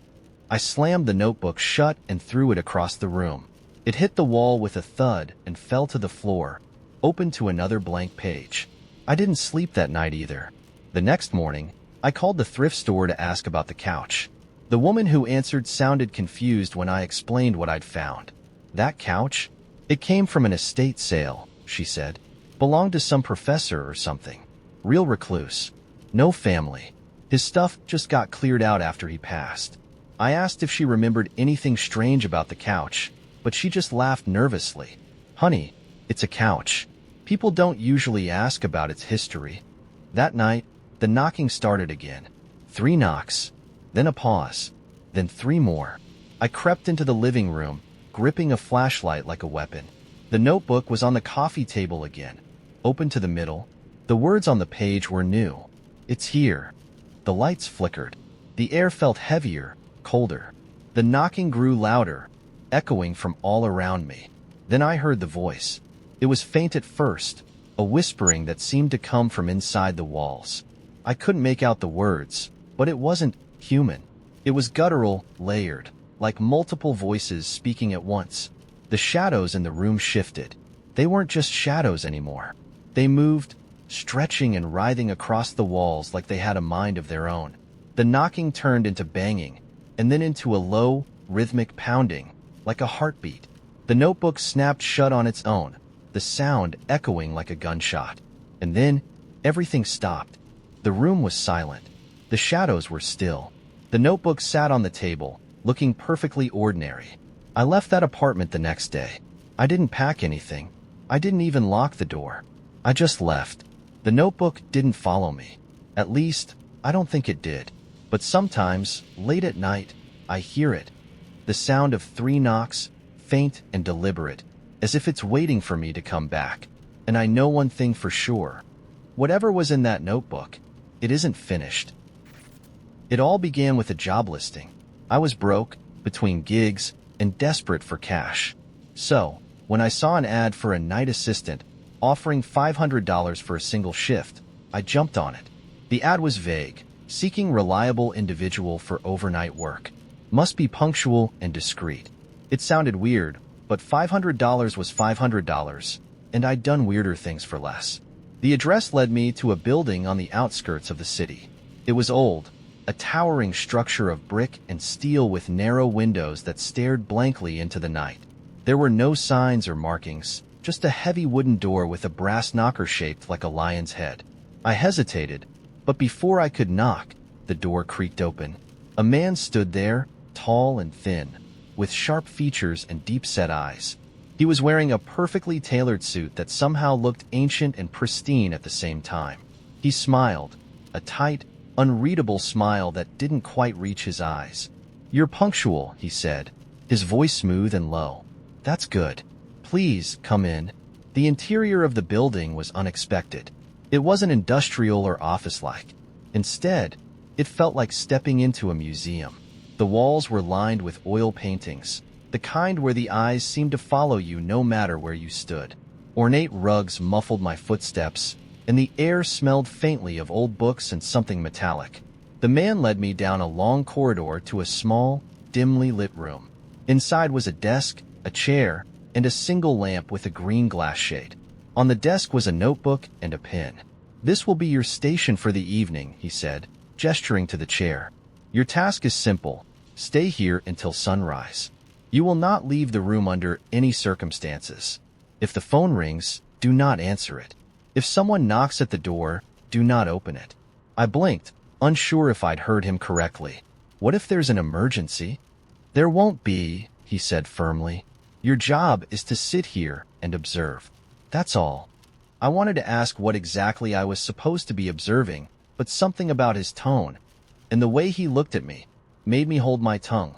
He handed me a sealed envelope. "Your payment. You'll receive it in full at dawn." Before I could ask anything else, he turned and left, the door clicking shut behind him. The room was quiet. Too quiet. The only sound was the faint ticking of an antique clock on the wall. I sat down at the desk, the chair creaking beneath me, and opened the notebook. The pages were blank. I clicked the pen nervously, the sound sharp in the stillness. For the first hour, nothing happened. I doodled aimlessly in the notebook, my mind drifting. The building felt alive in a way I couldn't explain. Every so often, I thought I heard faint whispers, but when I strained to listen, there was only silence. At 11:47 p.m., the phone rang. It was an old rotary phone, the kind you'd see in black and white movies. The sound was jarring, piercing through the stillness like a scream. My heart raced as I stared at it, the man's instructions echoing in my head. "Do not answer it." The ringing stopped after 4 rings, leaving the room even quieter than before. I exhaled, trying to steady my nerves, but my hands wouldn't stop shaking. At 12:15 a.m., there was a knock at the door. It wasn't a polite knock. It was loud, insistent, like whoever, or whatever, was on the other side wanted to be let in immediately. I froze, gripping the edge of the desk, my mind racing. The man's words repeated like a mantra, "Do not open it." The knocking continued, growing louder, almost frantic. "Hello?" a voice called from the other side. It was a woman's voice, soft and trembling. "Please, I need help. Let me in." My chest tightened. The voice sounded real, desperate, but something about it felt off. I couldn't put my finger on it, but it was enough to keep me rooted in place. "I'm sorry," I called back, my voice shaking. "I can't." The knocking stopped. For the next hour, the silence was unbearable. I kept glancing at the clock, willing time to move faster, but the hands seemed to crawl. My thoughts spiraled. Who was the woman? Why had the man hired me to sit in this room? And why did it feel like the walls were closing in on me? At 2:37 a.m., I heard footsteps. They started faint, distant, but grew louder, closer. They didn't come from the hallway outside the door. They came from the walls. The sound was slow and deliberate, like someone pacing back and forth. My breath caught in my throat as I pressed myself against the desk, trying to convince myself it was just my imagination. The footsteps stopped directly behind me. I didn't turn around. I couldn't. The air was heavy, thick with the sense that I wasn't alone. My skin prickled, and I swore I could feel someone, or something, standing there, watching me. Then, a whisper. "Why are you here?" I bolted from the chair, backing into the corner of the room. My heart felt like it would explode as I scanned the empty room. There was no one there. But the air still felt wrong, charged with an unseen presence. I spent the rest of the night huddled in that corner, too afraid to move. The phone rang twice more, and the knocking returned at 4:13 a.m., but I didn't respond. I just waited, counting the seconds until sunrise. At exactly 6 a.m., the door opened. The man stood there, his expression calm, as if nothing had happened. "Well done," he said, stepping inside. "You can go now." I didn't ask any questions. I didn't demand answers. I just grabbed the envelope, bolted from the room, and didn't stop running until I reached my car. When I got home, I opened the envelope. Inside was $500 in crisp bills, and a single piece of paper with 5 words written in elegant handwriting. "Do not return. You passed." I don't know what I passed, or why they hired me. I don't know what was behind the door, or who, or what was pacing the walls. But sometimes, in the dead of night, I hear that same knock at my own door. I don't answer it. I don't think I ever will. I'd been walking home from work, my bag slung over one shoulder, the pavement still glistening from an earlier rain. It was one of those quiet nights where the world feels hushed, like it's holding its breath. That's when I saw him, a skinny black mutt standing under the flickering streetlight on the corner. He wasn't doing anything, just staring at me. I stopped, unsure. His eyes caught the light strangely, glinting too brightly for the darkness around us. I tried to ignore him, brushing it off as my imagination, and kept walking. But when I glanced over my shoulder, he'd moved. Closer. He didn't bark. He didn't growl. He just stood there, his head cocked slightly to the side, as though trying to understand something.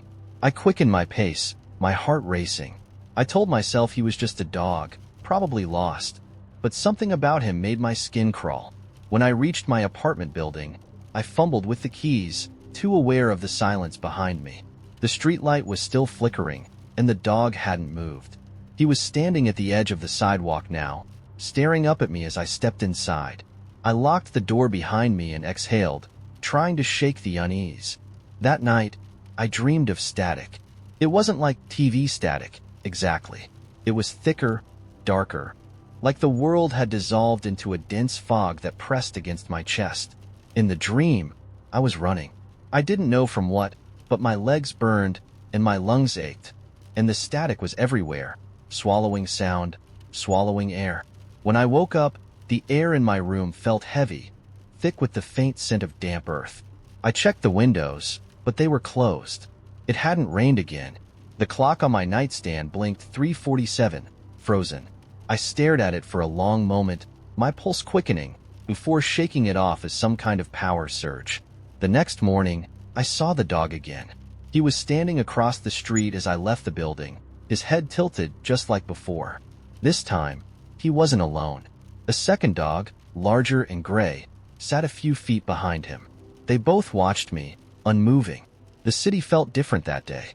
Subtly, almost imperceptibly wrong. The streets were quieter, the air colder. My usual coffee shop had a new sign, a garish neon thing I couldn't believe I'd never noticed. The barista, Maya, I think her name was, looked at me strangely when I walked in, like she didn't recognize me.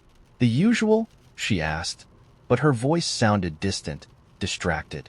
By the time I left, the dogs were gone. The static dreams came back that night. This time, there were shadows in the fog. I couldn't see them clearly, but I could feel their presence, circling, closing in.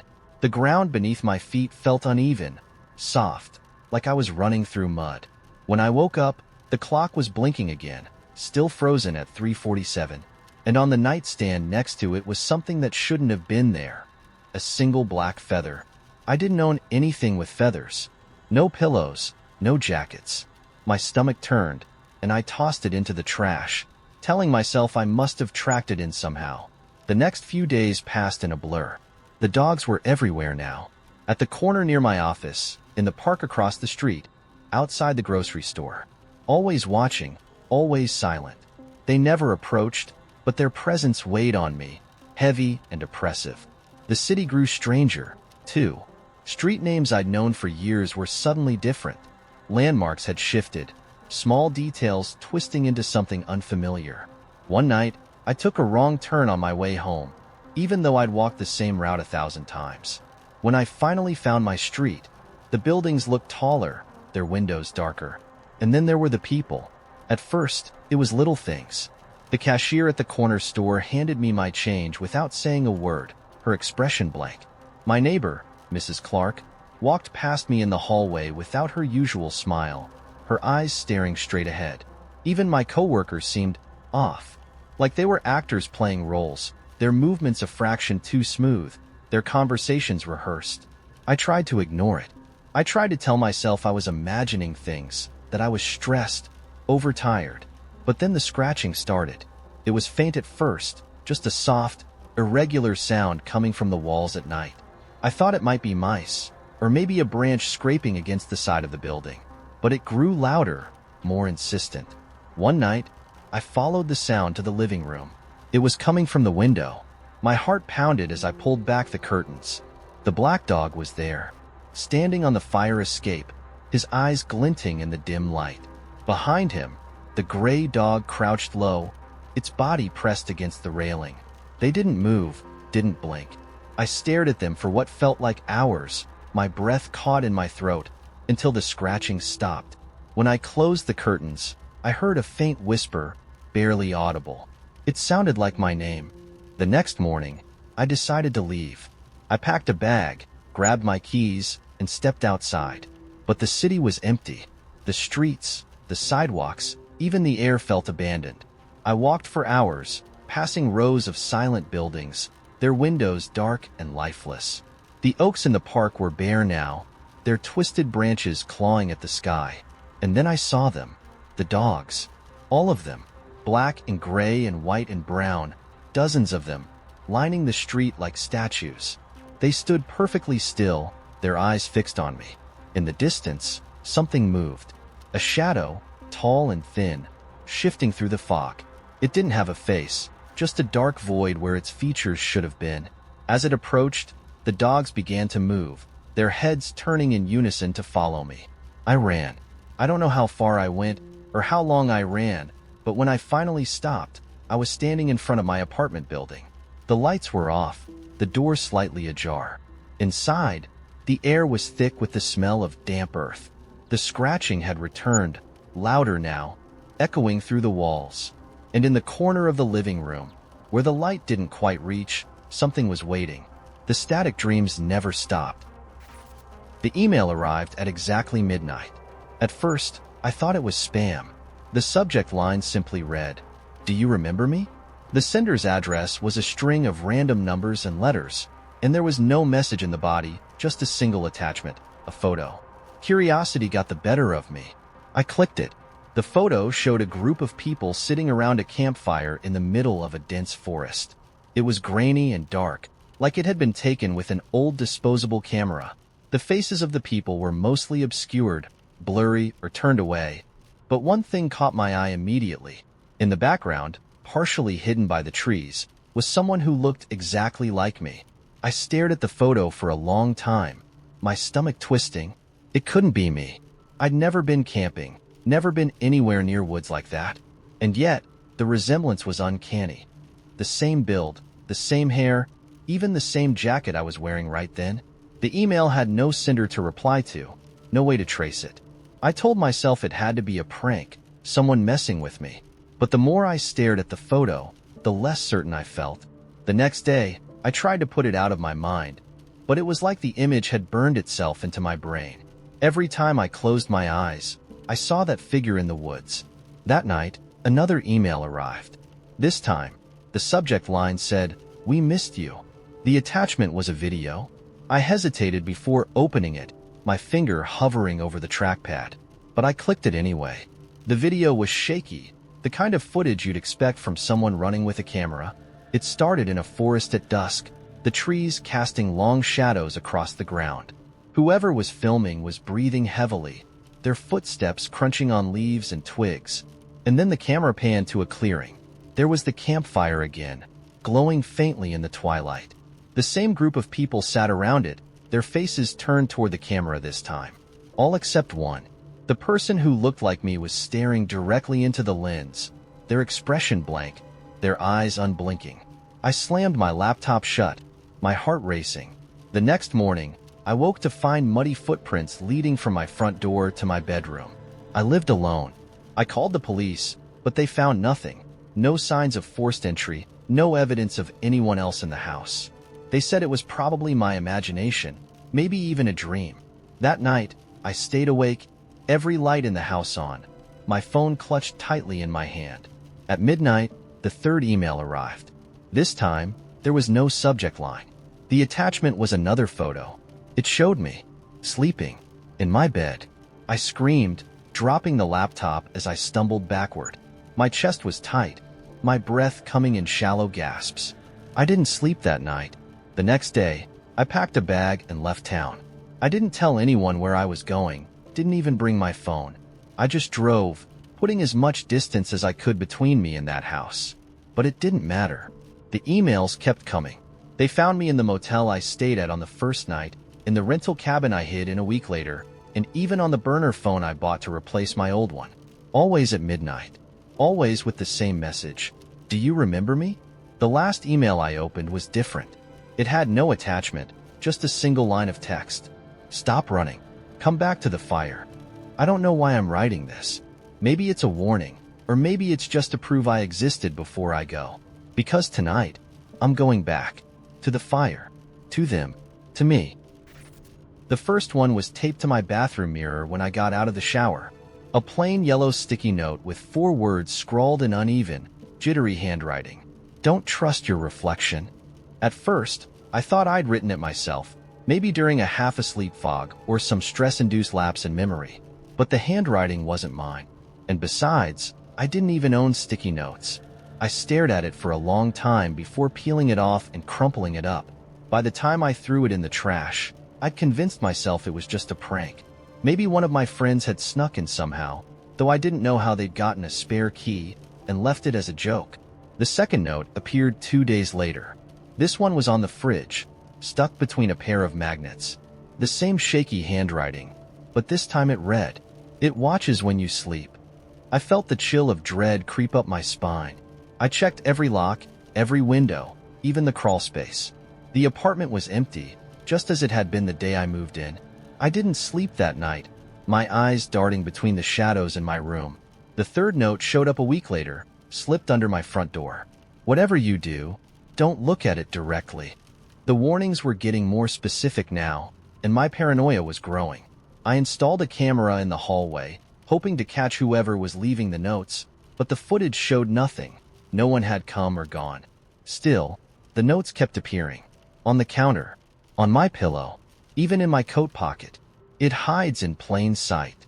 Don't turn your back. It knows you've seen it. By then, I was jumpy, exhausted, barely eating or sleeping. My once cozy apartment felt foreign, like it wasn't mine anymore.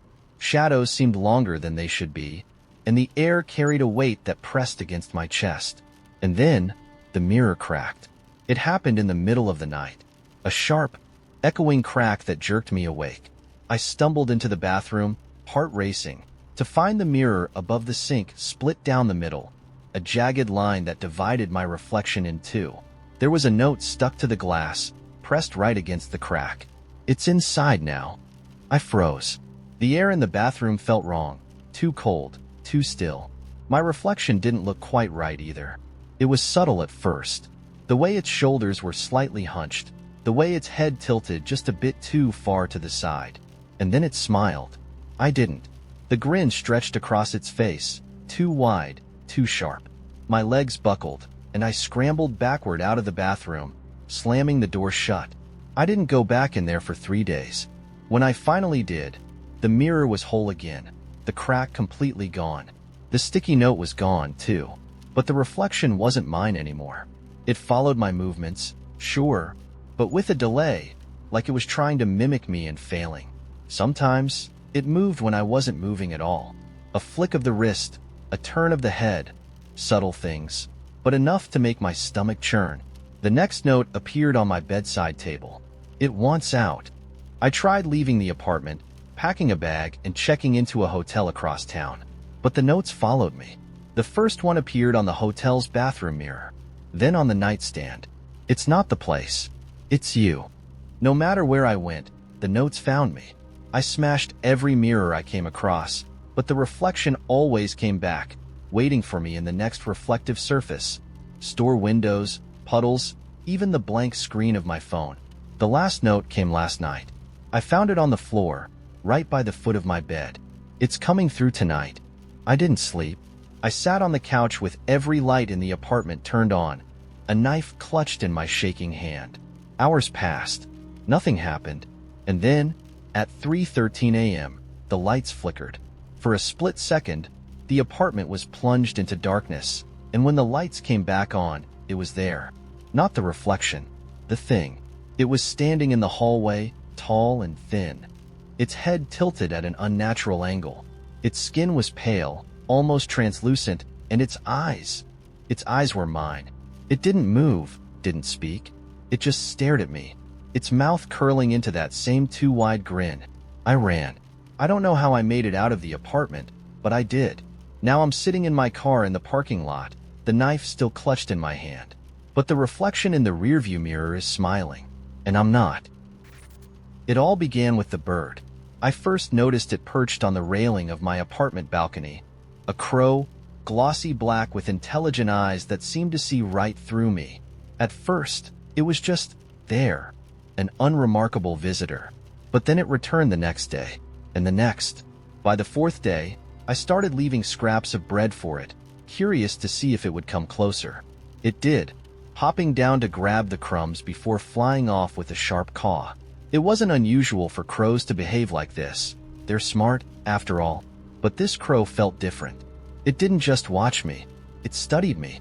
One morning, I woke to find something sitting on the balcony where the crow usually perched. A small, shiny object. I stepped outside to examine it.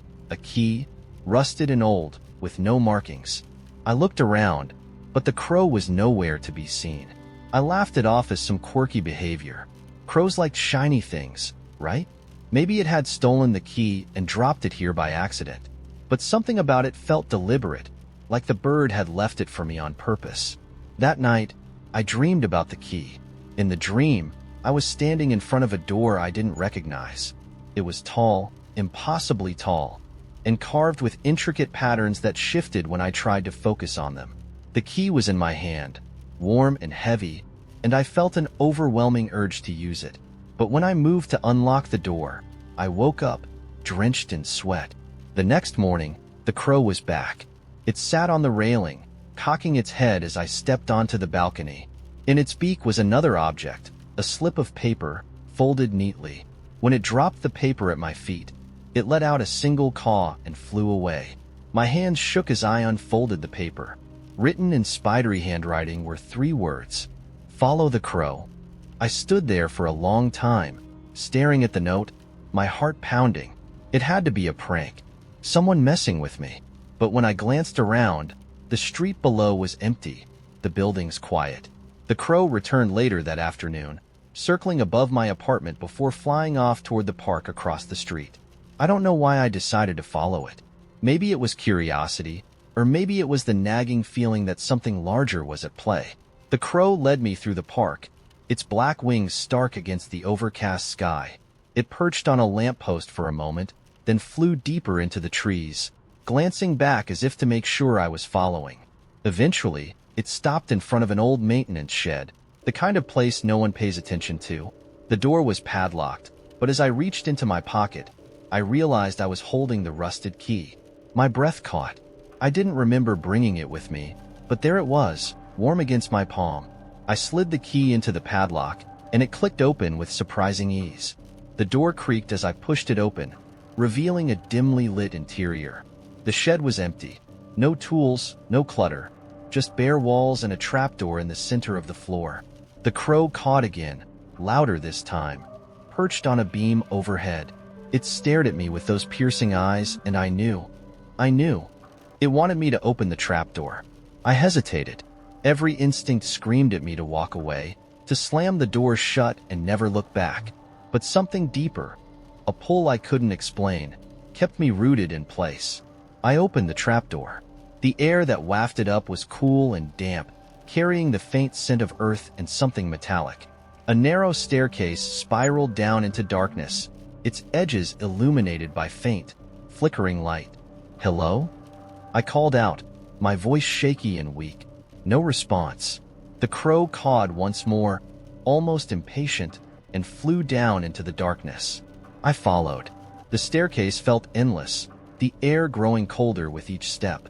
The flickering light didn't come from bulbs or torches. It seemed to radiate from the walls themselves, casting eerie shadows that danced and twisted. At the bottom of the stairs, I found myself in a circular chamber. The walls were lined with mirrors, tall, ornate, and mismatched, their frames carved with symbols I didn't recognize. In the center of the room was a pedestal, and on the pedestal sat a second key, identical to the first but gleaming as if it had just been polished. I approached the pedestal cautiously, the mirrors reflecting my every movement. But as I reached for the key, something in the mirrors changed. The reflections weren't mine anymore. In one mirror, I saw a woman with hollow eyes, her hands pressed against the glass as if trying to escape. In another, a man stood motionless, his mouth twisted into a silent scream. Each mirror held a different figure, and they were all staring at me. I turned to run, but the staircase was gone. The crow cawed from somewhere above, and I looked up to see it perched on the edge of one of the mirrors. It tilted its head, almost as if urging me forward. With no other choice, I grabbed the key. The moment my fingers touched it, the mirrors shattered. The sound was deafening, shards of glass flying in every direction, but instead of hitting the floor, the shards hung in the air, swirling around me like a cyclone. The room began to dissolve, the walls crumbling into nothingness, and I was falling into a void so vast and dark it felt endless. When I woke, I was back in my apartment. The crow was gone, the rusted keys sitting on my nightstand. But things aren't the same. The mirrors in my apartment show things they shouldn't. Flickers of movement, faces I don't recognize. And at night, I hear the faint sound of wings, followed by a single, sharp caw. I don't know what I've unlocked. I don't know what's watching me through the glass. But I'm starting to think the crow wasn't a messenger. It was a warning. The photo arrived in my mailbox one morning, tucked into a plain, unmarked envelope. At first, I thought it was junk mail, but there was no stamp, no return address, nothing except my name written on the front in spidery handwriting.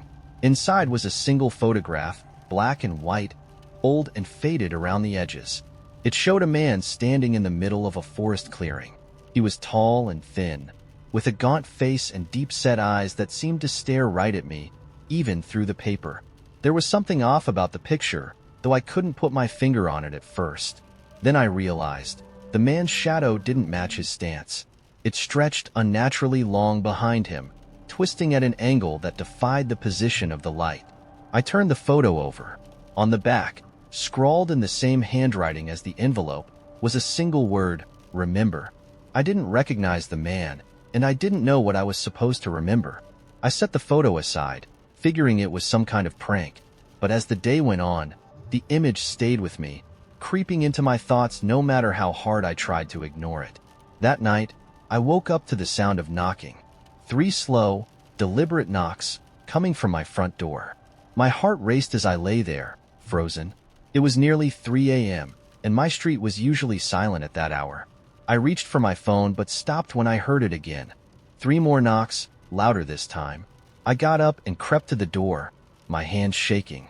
Peering through the peephole, I saw nothing, just the empty porch and the faint glow of the street lamp beyond.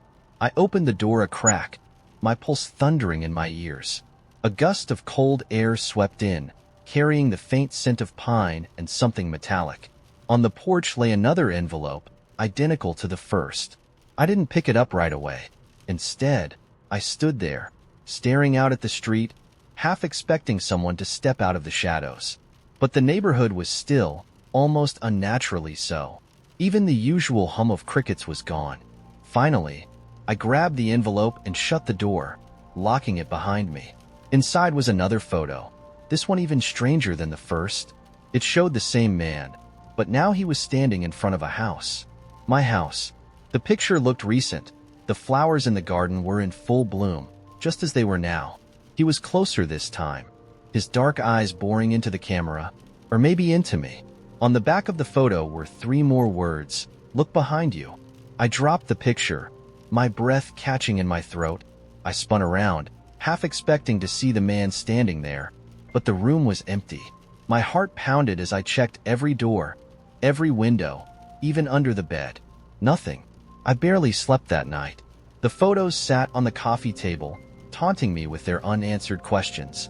Who was this man? How did he know where I lived? And why did he want me to remember? The next day, I went to the police. The officer at the desk listened to my story, but I could tell he didn't believe me. He took the photos and said they'd look into it, but I never heard back.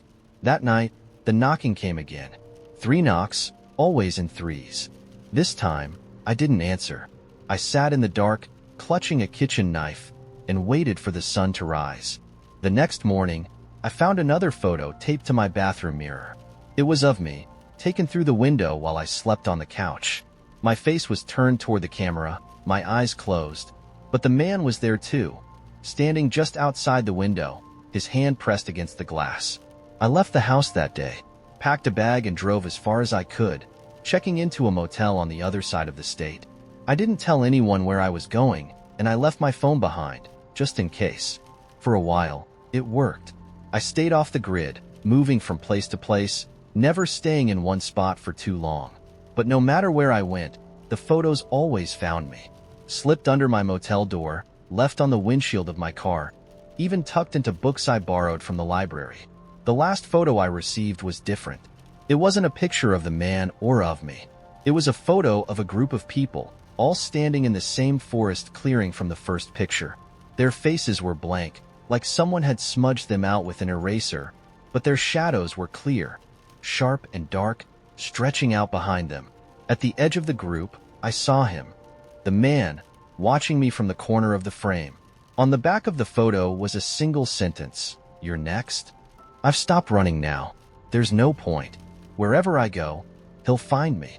And some nights, when the world is quiet, I swear I can hear his footsteps, slow and deliberate, always getting closer. The first one arrived on an ordinary Tuesday. It was tucked between my bills and a grocery store flyer, standing out with its vibrant colors.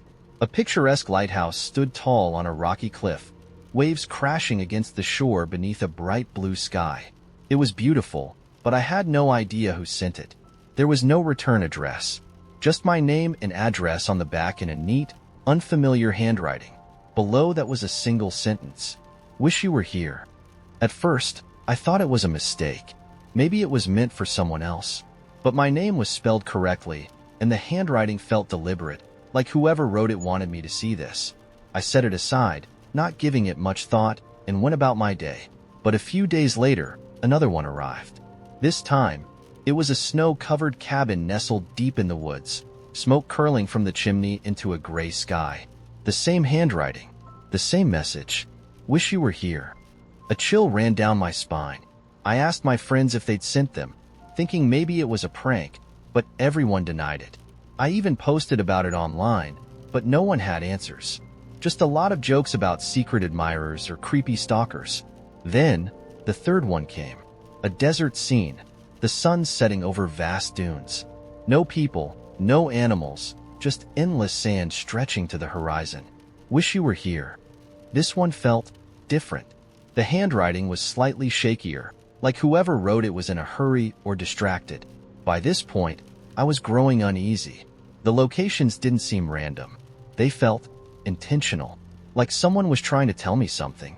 I decided to ignore it. For a week, there were no new postcards. I started to think it was over, that whoever was behind this had moved on. But then, on a quiet Sunday morning, the doorbell rang. When I opened the door, there was no one there. Just a single postcard lying on the welcome mat. This one wasn't a scenic location. It was a photo of a dark room, lit only by a single dangling bulb. The walls were cracked and stained, the floor littered with debris. It looked like an abandoned basement or cellar. And the message this time wasn't the usual. "I'm here." My stomach turned. I slammed the door, locked it, and spent the rest of the day pacing, trying to figure out what to do. I didn't want to call the police. They'd think I was overreacting. but every instinct in my body was screaming that something was wrong. That night, I heard the footsteps. At first, I thought it was coming from the hallway outside my apartment, but as I listened, I realized they weren't outside. They were above me. Slow, deliberate footsteps moving across the ceiling. My apartment is on the top floor. There's nothing above me except the roof. I grabbed my phone, my hands shaking, and called the landlord. He sounded annoyed, muttering something about raccoons or stray cats. "I'll send someone to check it out in the morning," he said. Morning wasn't soon enough. I didn't sleep that night. The footsteps continued, moving from room to room, pausing above me as if listening. By dawn, they stopped. The landlord showed up later with a maintenance guy. They spent an hour on the roof, but found nothing. No animals, no footprints, no sign anyone had been there. "See? Nothing to worry about," he said, brushing it off. But I couldn't shake the feeling that I wasn't alone.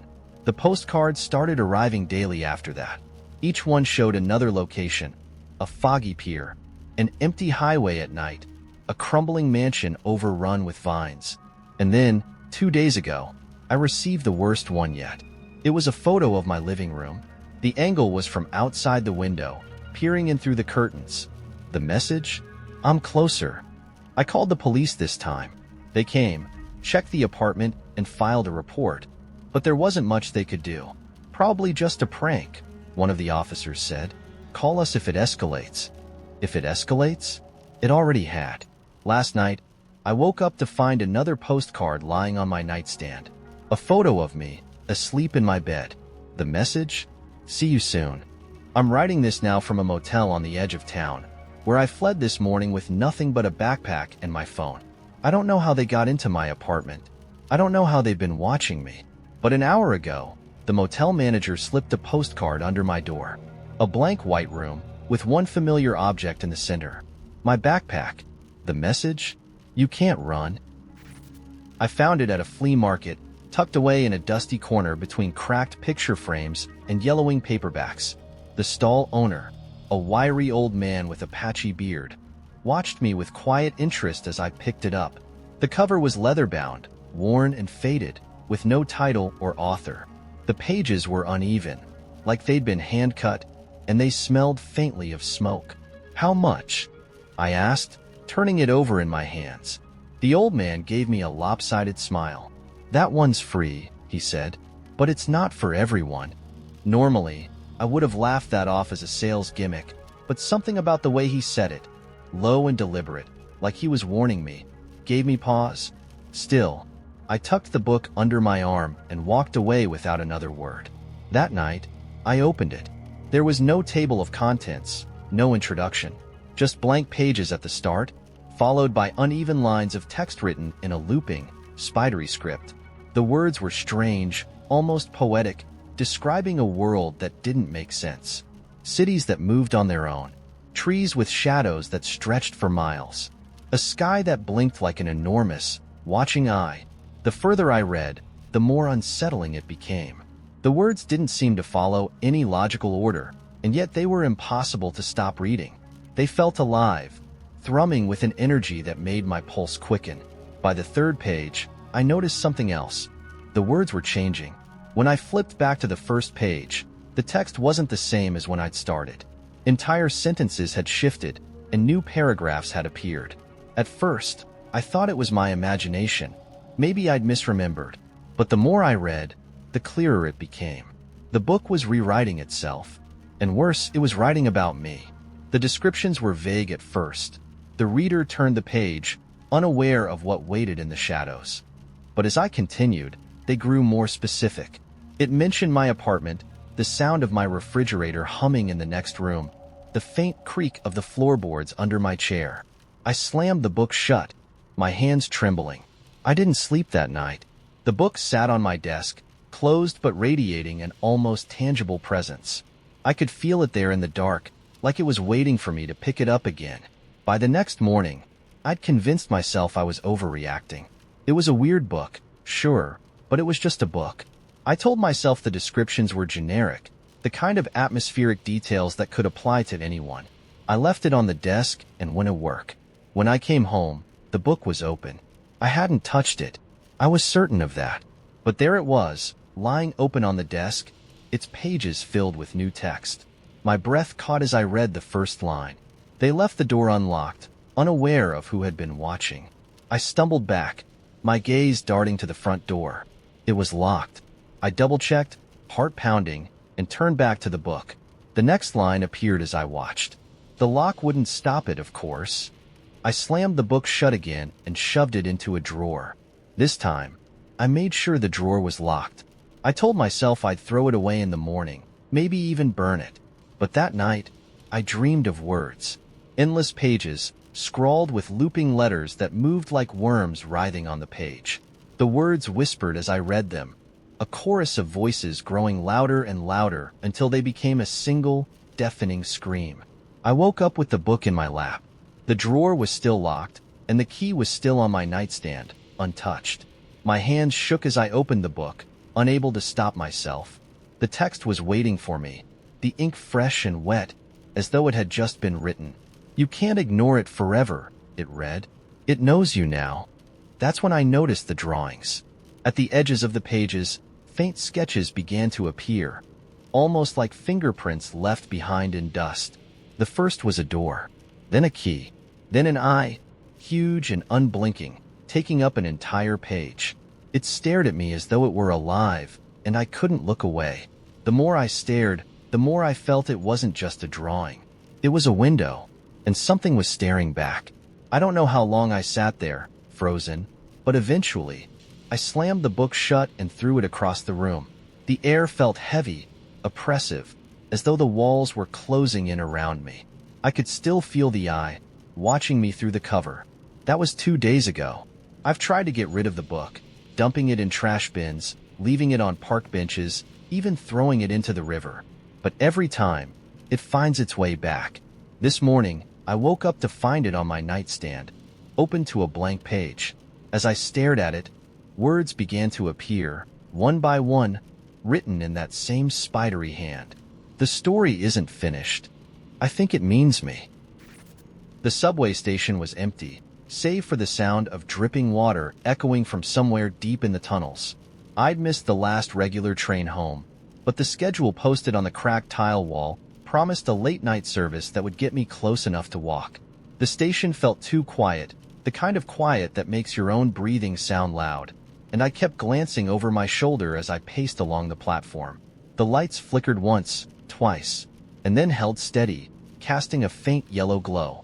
A strange smell hung in the air, metallic, like pennies mixed with damp earth. I tried to ignore it, focusing instead on the rhythmic tapping of my shoes against the concrete. Then I heard it. The rumble started low, building in intensity until the tracks began to vibrate. A train was coming. I stepped closer to the edge, peering into the dark tunnel, but there were no headlights piercing the gloom. The sound grew louder, an unearthly screeching mingling with the rumble. It was almost like breathing, shallow, raspy, and unsettlingly close. A gust of wind rushed out of the tunnel, carrying that metallic smell with it, stronger now, almost choking. I stumbled back as the train emerged, not sleek and modern, but something older, its exterior rusted and scarred. The cars were mismatched, as though they'd been pulled from different eras, and the windows were so dark I couldn't see inside. The doors slid open with a mechanical hiss, revealing an empty car. No ads, no lights, just rows of faded seats and a floor that looked like it hadn't been cleaned in decades. I hesitated. There was no one else on the platform, no sign of a conductor or other passengers. But the chill in the air and the growing weight of silence pushed me forward. Anything was better than waiting alone in that station. The doors closed behind me as soon as I stepped inside, sealing with a finality that made my stomach turn.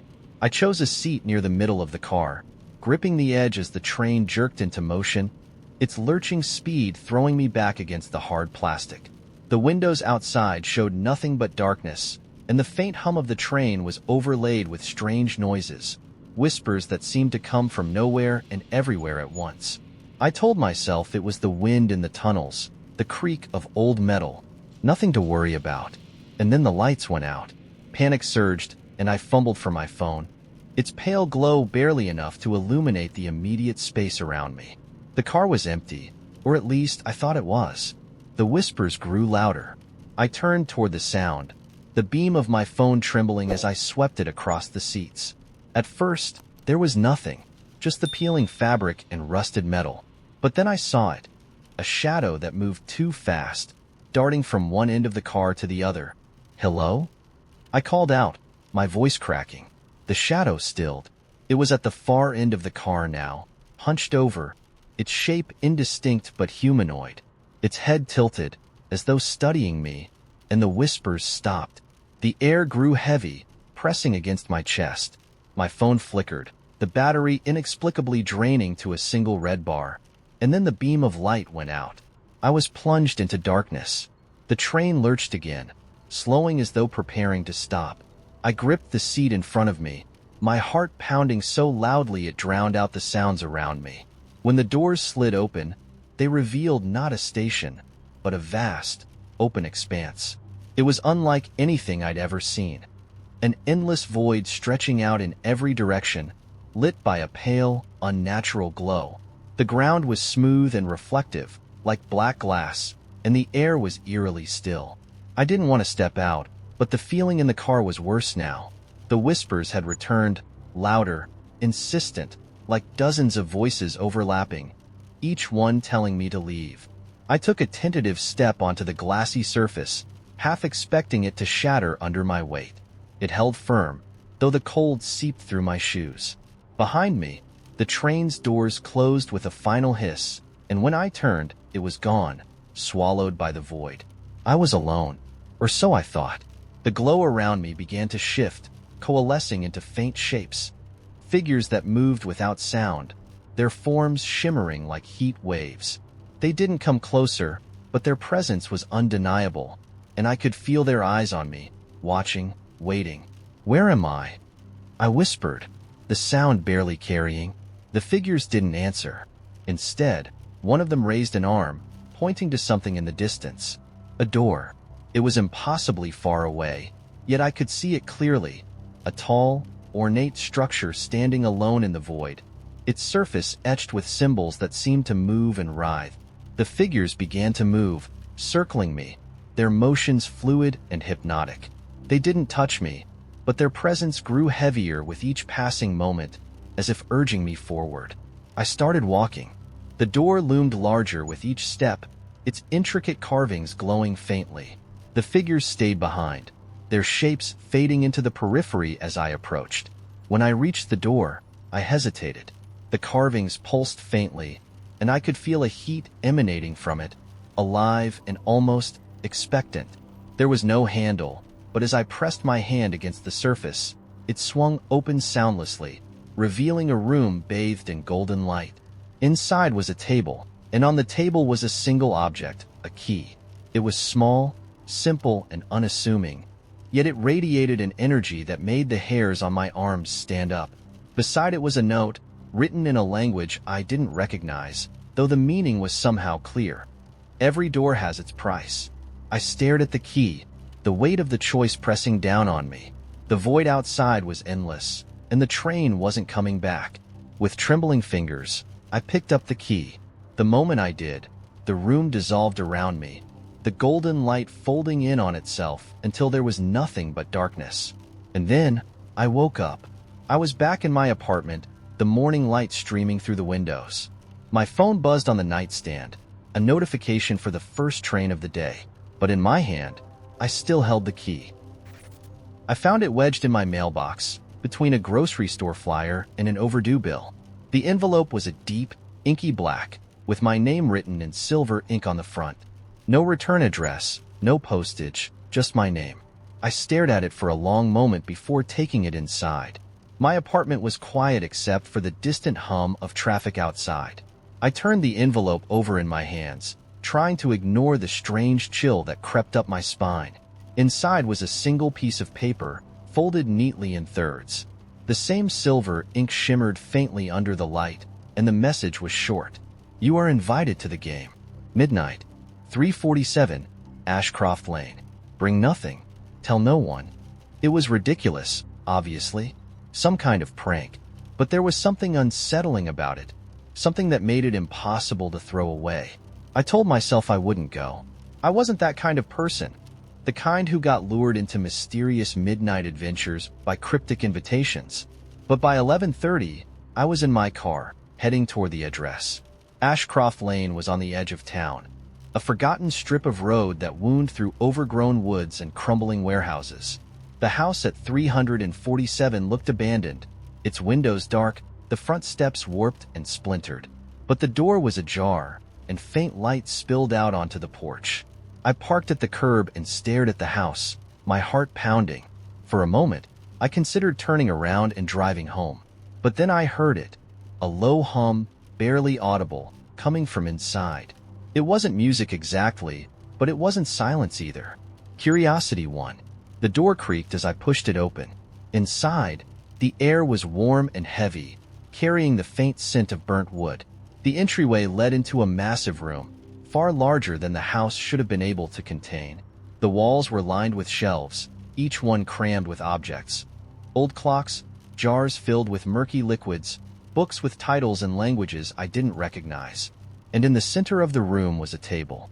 Around it sat 6 people, their faces partially obscured by shadow. They didn't look at me when I entered, their attention fixed on the table. "Sit," one of them said without looking up. The voice was calm, almost bored, but it sent a jolt through me. I wanted to leave, but my feet carried me forward. There was an empty chair waiting at the table, and I sank into it, my hands gripping the edges. On the table was a single deck of cards. Each card was black, the edges trimmed in gold, and they shimmered faintly as the person closest to me picked up the deck. They shuffled slowly, deliberately, the cards whispering against one another. "The rules are simple," the shuffler said, their voice low and even. "You draw. You play. You survive. What happens if you don't survive?" I asked, my voice barely above a whisper. They didn't answer.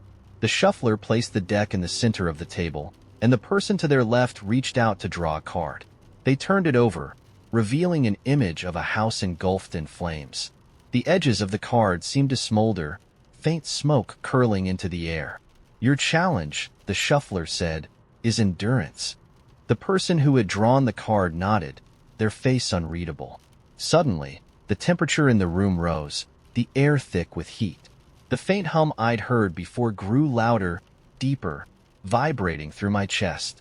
The person closed their eyes, sweat beading on their forehead. They gripped the edge of the table as the heat intensified, the sound building into a deafening roar. And then, just as abruptly as it started, it stopped. The air cooled, the room fell silent, and the person opened their eyes. They were pale and shaking, but alive. The deck passed to the next player. Around the table it went, each person drawing a card, each card triggering something new. A flood of water that stopped just short of drowning the player. A swarm of locusts that filled the air with a deafening buzz. Shadows that crawled up the walls, whispering secrets only the player could hear. And then it was my turn. My hands trembled as I reached for the deck. The cards felt heavier than they should have, and the edges were warm against my fingertips. I drew a card and turned it over. It was blank. The room fell silent. The other players exchanged uneasy glances, and for the first time, I saw fear in their eyes. "What does it mean?" I asked. The shuffler's gaze locked onto mine, their expression grim. "You've been chosen." "Chosen for what?" Before they could answer, the card began to glow. The light grew brighter and brighter until it consumed everything, and the world around me disappeared. When I opened my eyes, I was back in my apartment. The clock on the wall read 3:17 a.m. The invitation was gone, and the deck of cards sat on my coffee table, the edges still faintly warm. I haven't gone back to Ashcroft Lane, but the deck is always there, waiting, and every night, at exactly midnight, I hear the hum. It was a faint line on the ceiling of my bedroom, running from one corner toward the middle. At first, I thought it was just normal wear and tear, an old house settling into itself. But the more I looked at it, the less it felt like a crack. The edges were too clean, too precise, as though the ceiling had been intentionally split. I shrugged it off. but something about it unsettled me enough that I couldn't sleep that night. By Wednesday, the crack had grown longer. It wasn't just the ceiling anymore. A second crack branched off the first one and snaked down the wall, cutting through the paint like a seam. I ran my fingers over it, but the surface was smooth, almost polished. It didn't feel like plaster at all. That's when I realized something was leaking from it. It wasn't water. It wasn't anything I could describe. The substance was thin, almost liquid, but it shimmered like oil in sunlight, catching colors that shouldn't exist. I wiped it with a tissue, but the tissue dissolved the second it touched the fluid, leaving nothing behind but a faint, metallic smell in the air. I told myself it was my imagination. Stress, maybe. Too many late nights at work. I call someone to look at it tomorrow. But by Thursday, the cracks were everywhere. They spread like vines, branching off into intricate patterns that crawled across the walls and ceiling. Some were thin and spidery, others thick and jagged, like fractures in glass. I tried to follow one of them, tracing its path with my eyes, but the lines seemed to shift and twist when I wasn't looking directly at them. The substance leaking from the cracks was thicker now, pooling in tiny puddles on the floor. The metallic smell was stronger, almost suffocating, and the air in the room felt heavier, pressing down on me like I was deep underwater. I called a contractor. The line was busy. I called again and again, but the call wouldn't go through. My phone screen flickered, the signal cutting in and out, and when I finally gave up and checked my messages, there was only one. It wasn't from the contractor. Stop looking at it. That night, I dreamed of the cracks. In the dream, they weren't on the walls anymore. They were everywhere. The floor, the furniture, the windows, even the sky above. Everything was splitting apart, the cracks widening and revealing something underneath. I couldn't see it clearly. It was like looking into the sun, blinding and incomprehensible, but I felt it. It was huge, vast, infinite, and it was watching me. I woke up gasping, drenched in sweat. On Friday, the cracks began to hum. It was faint at first, just a low vibration that made the floorboards tremble beneath my feet. But as the day went on, the sound grew louder, more distinct, like a deep, resonant chord being plucked over and over. I tried to leave the house. The front door wouldn't open. The windows wouldn't budge. Even the emergency exit in the basement was blocked, the metal hatch sealed shut as though it had never been used. I grabbed a hammer and tried to smash one of the cracks, but the hammer shattered the moment it touched the surface, splinters of wood scattering across the room. By evening, the hum had turned into a voice. It didn't speak words, not exactly. It was more like a chorus of overlapping tones, rising and falling in a way that felt familiar, almost comforting. But the longer I listened, the more I realized it wasn't comforting at all. It was calling to me. I tried to ignore it, retreating to the corner of the room farthest from the cracks. But they were everywhere now, branching out in impossible patterns, wrapping around each other like they were alive. The substance leaking from them was pooling in the center of the floor, forming a swirling, shimmering mass that pulsed faintly with light. And then it opened. I don't know how else to describe it. The mass split apart, revealing a void beneath it, dark and endless. The hum grew louder, the vibrations rattling through my skull, and I felt myself being pulled toward it. I dug my heels into the floor, clawing at the walls, but it didn't matter. Something was inside the void, something vast and ancient and hungry, and it wanted me. I screamed, but the sound was swallowed by the hum. The last thing I saw before everything went dark was the cracks closing behind me, sealing shut as if they had never been there. Now I'm here. I don't know where here is. The void is endless, stretching in every direction, its walls shimmering with the same impossible colors as the cracks. And I'm not alone. I can see them. Others like me, trapped in the void, their faces frozen in expressions of terror. They're scattered across the infinite space, some floating aimlessly, others pressed against the walls, their hands clawing at the shimmering surface. I don't know how long I've been here. Time doesn't exist in this place. The hum is constant, vibrating through my body, and I can feel it pulling at me, unraveling me piece by piece. The cracks were never in the walls. They were in me, and now I'm part of them. I found the notebook under the floorboards. It happened during the remodel of my grandparents' old farmhouse. They'd passed away years ago, and the house had been sitting empty, collecting dust and creaks. When I inherited it, I figured it would be a money pit, but I didn't expect it to be haunted by something far worse than bad plumbing. The notebook was hidden beneath a loose plank in the floor of the upstairs bedroom. I was prying up the boards to replace them when I noticed it, small, black, and bound in cracked leather.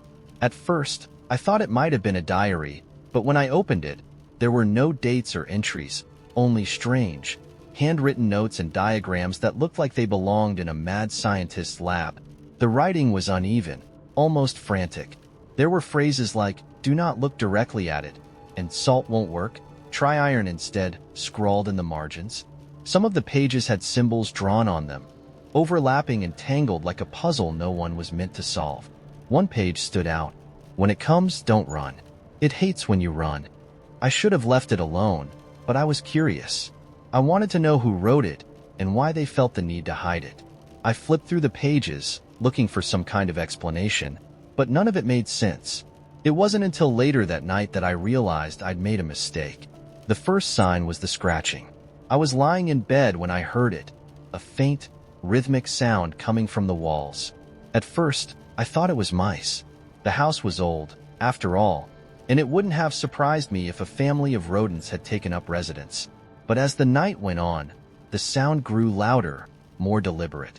It wasn't just random scurrying. It was calculated, like something was trying to get my attention. I got up, flashlight in hand, and followed the noise. It led me to the bedroom where I'd found the notebook. The scratching stopped as soon as I opened the door. The room was dark, the air heavy with the scent of wood and dust. My flashlight beam swept over the walls, the floor, the old dresser in the corner. Nothing. Then I noticed the floorboard. The loose plank I'd pried up earlier was back in place, perfectly flush with the others. My heart started to pound. I was sure I hadn't fixed it yet. I'd left it for the next day. I knelt down, hands trembling, and pried it up again. The notebook was gone. I didn't sleep that night. The next morning, I tried to convince myself it had been a dream. Maybe I was overtired, or maybe I'd misplaced the notebook. But deep down, I knew the truth. Something was wrong with this house. That evening, I went back to the room, determined to figure it out. I searched every corner, every drawer, even the attic, but the notebook was nowhere to be found. As I stood there, frustration bubbling up inside me, I noticed something new. A faint mark on the wall above the bed. It was a symbol, the same as one of the diagrams I'd seen in the notebook. It hadn't been there before. I was sure of it. I grabbed my phone and snapped a picture, then scrubbed at the wall with a damp cloth. The mark wouldn't come off. It felt like it had been burned into the wood. That night, the scratching came back. This time, it was louder, closer. I lay in bed, gripping the covers, staring at the ceiling as the sound moved through the house. It wasn't just in the walls anymore. It was everywhere. In the floorboards, in the air ducts, even in the windows. Then, just as suddenly as it had started, it stopped. That's when I heard the whisper. At first, it was soft, barely audible, like the wind brushing against the glass. But it grew louder, clearer, until I could make out the words. "Why did you take it?" I bolted upright, my chest heaving. The room was empty, but I could feel something. A presence. It was watching me, waiting. The next morning, I called a contractor to seal the floorboards. I didn't tell him why. I didn't tell anyone. I just wanted to pretend it had never happened, that the notebook and the symbols and the whispers were all some bizarre hallucination. But it didn't stop. The scratches turned to knocks, and the whispers became a voice. It followed me everywhere, growing louder each night, always asking the same question. "Why did you take it?" I tried answering once, screaming at the empty room that I didn't know what it wanted, that I didn't mean to disturb anything. The voice didn't respond. It just laughed, a low, guttural sound that made my skin crawl. I finally decided to leave. I packed a bag, loaded it into my car, and drove to a motel on the other side of town. I didn't care about the house anymore. I just wanted to be far away from whatever was inside it. But it followed me. The first night in the motel, I woke up to find the symbol from the wall etched into the mirror above the sink. The next night, the notebook was on the nightstand, open to a page I hadn't seen before. It doesn't matter where you go. You open the door. I don't know what I unleashed or how to stop it. The scratches are louder now, the whispers constant. Last night, I felt something brush against my arm as I lay in bed, and when I turned on the light, there was nothing there. But I know it's coming, and I know it's not going to stop. I didn't download it, and I hadn't seen it before. The icon was a simple black square with no name, just a single white line running through the center. My first thought was that it was some kind of pre-installed app I'd never noticed, maybe something new from an update. But curiosity got the better of me, and I tapped it. The screen went black for a moment, and then text appeared, stark and clean. What do you want to remember? I stared at it, confused. Below the question was a single text box, with a cursor blinking patiently. No instructions, no menus, nothing. At first, I thought it was some kind of productivity app. Maybe something like a digital journal?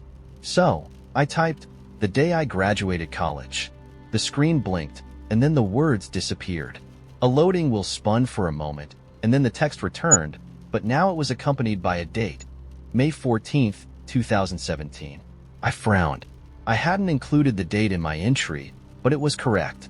That was my graduation day. There was something eerie about the precision of it, but I shrugged it off as a coincidence. Maybe the app was pulling data from my phone's calendar or photos. Still, the simplicity of it intrigued me, so I tried another. My first kiss. The wheel spun again, and then the response appeared, July 8th, 2009. I stared at the screen, my heart skipping a beat. That wasn't on my phone. I hadn't saved that memory anywhere. And yet, the app had the date. I hadn't even remembered the exact date myself until I saw it. A knot of unease formed in my chest, but curiosity won out over caution. I typed a third, the day Dad died. This time, the app hesitated. The loading wheel spun longer than before, and just as I was about to close out, the answer appeared, "This memory is not available." I felt an unexpected wave of relief. Maybe the app wasn't as creepy as I thought. Maybe it couldn't actually pull everything. But that night, as I lay in bed, I couldn't stop thinking about it. It wasn't just the app. It was the way the memory of my dad's death felt suddenly heavier, sharper. I hadn't thought about that day in years, but now it was all I could think about. The next morning, I opened the app again. This time, I typed something different. Where do these memories come from? The screen flickered, and new text appeared. They come from you. My hands felt clammy as I stared at the words. I tried again. Who made this app? The response came almost instantly. Does it matter? I was about to close the app when another message popped up, this time without my input. What do you want to forget? My breath caught. Below the question was another blinking cursor. I hesitated, but something about the question felt oddly tempting. There were plenty of things I wouldn't mind forgetting. Mistakes, bad relationships, embarrassing moments. I thought about it for a long time before typing, "The car accident in 2019, the app processed the entry, and then the text disappeared. For a moment, I thought nothing had happened. But then my phone buzzed, and I saw a notification, done. That was the last time I thought about the accident.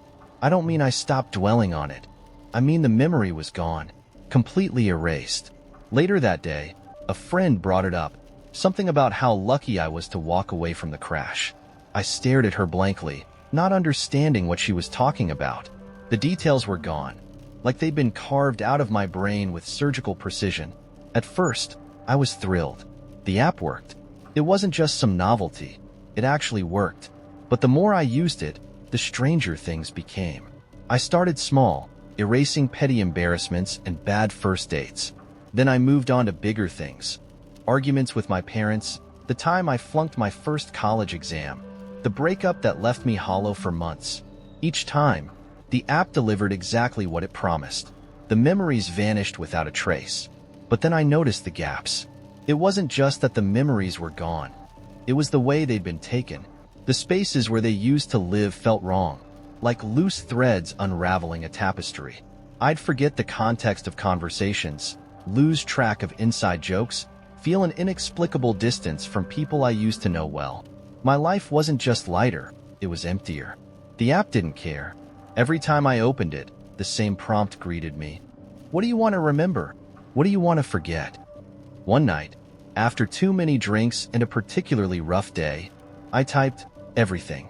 The app paused longer than ever before. I almost thought it had crashed.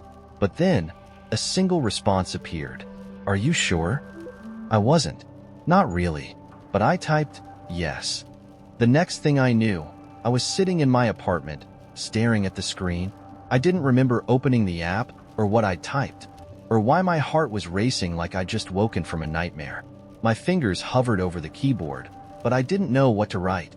I didn't know anything at all. That's when the second notification came. Done. Now, I'm not sure who I am. My apartment is full of photographs of people I don't recognize. My phone is full of messages from names that mean nothing to me. The app is still there, waiting for me to open it again, waiting for me to make a choice I don't understand. And every night, I dream of the same question, echoing endlessly in a voice I don't recognize. What do you want to remember?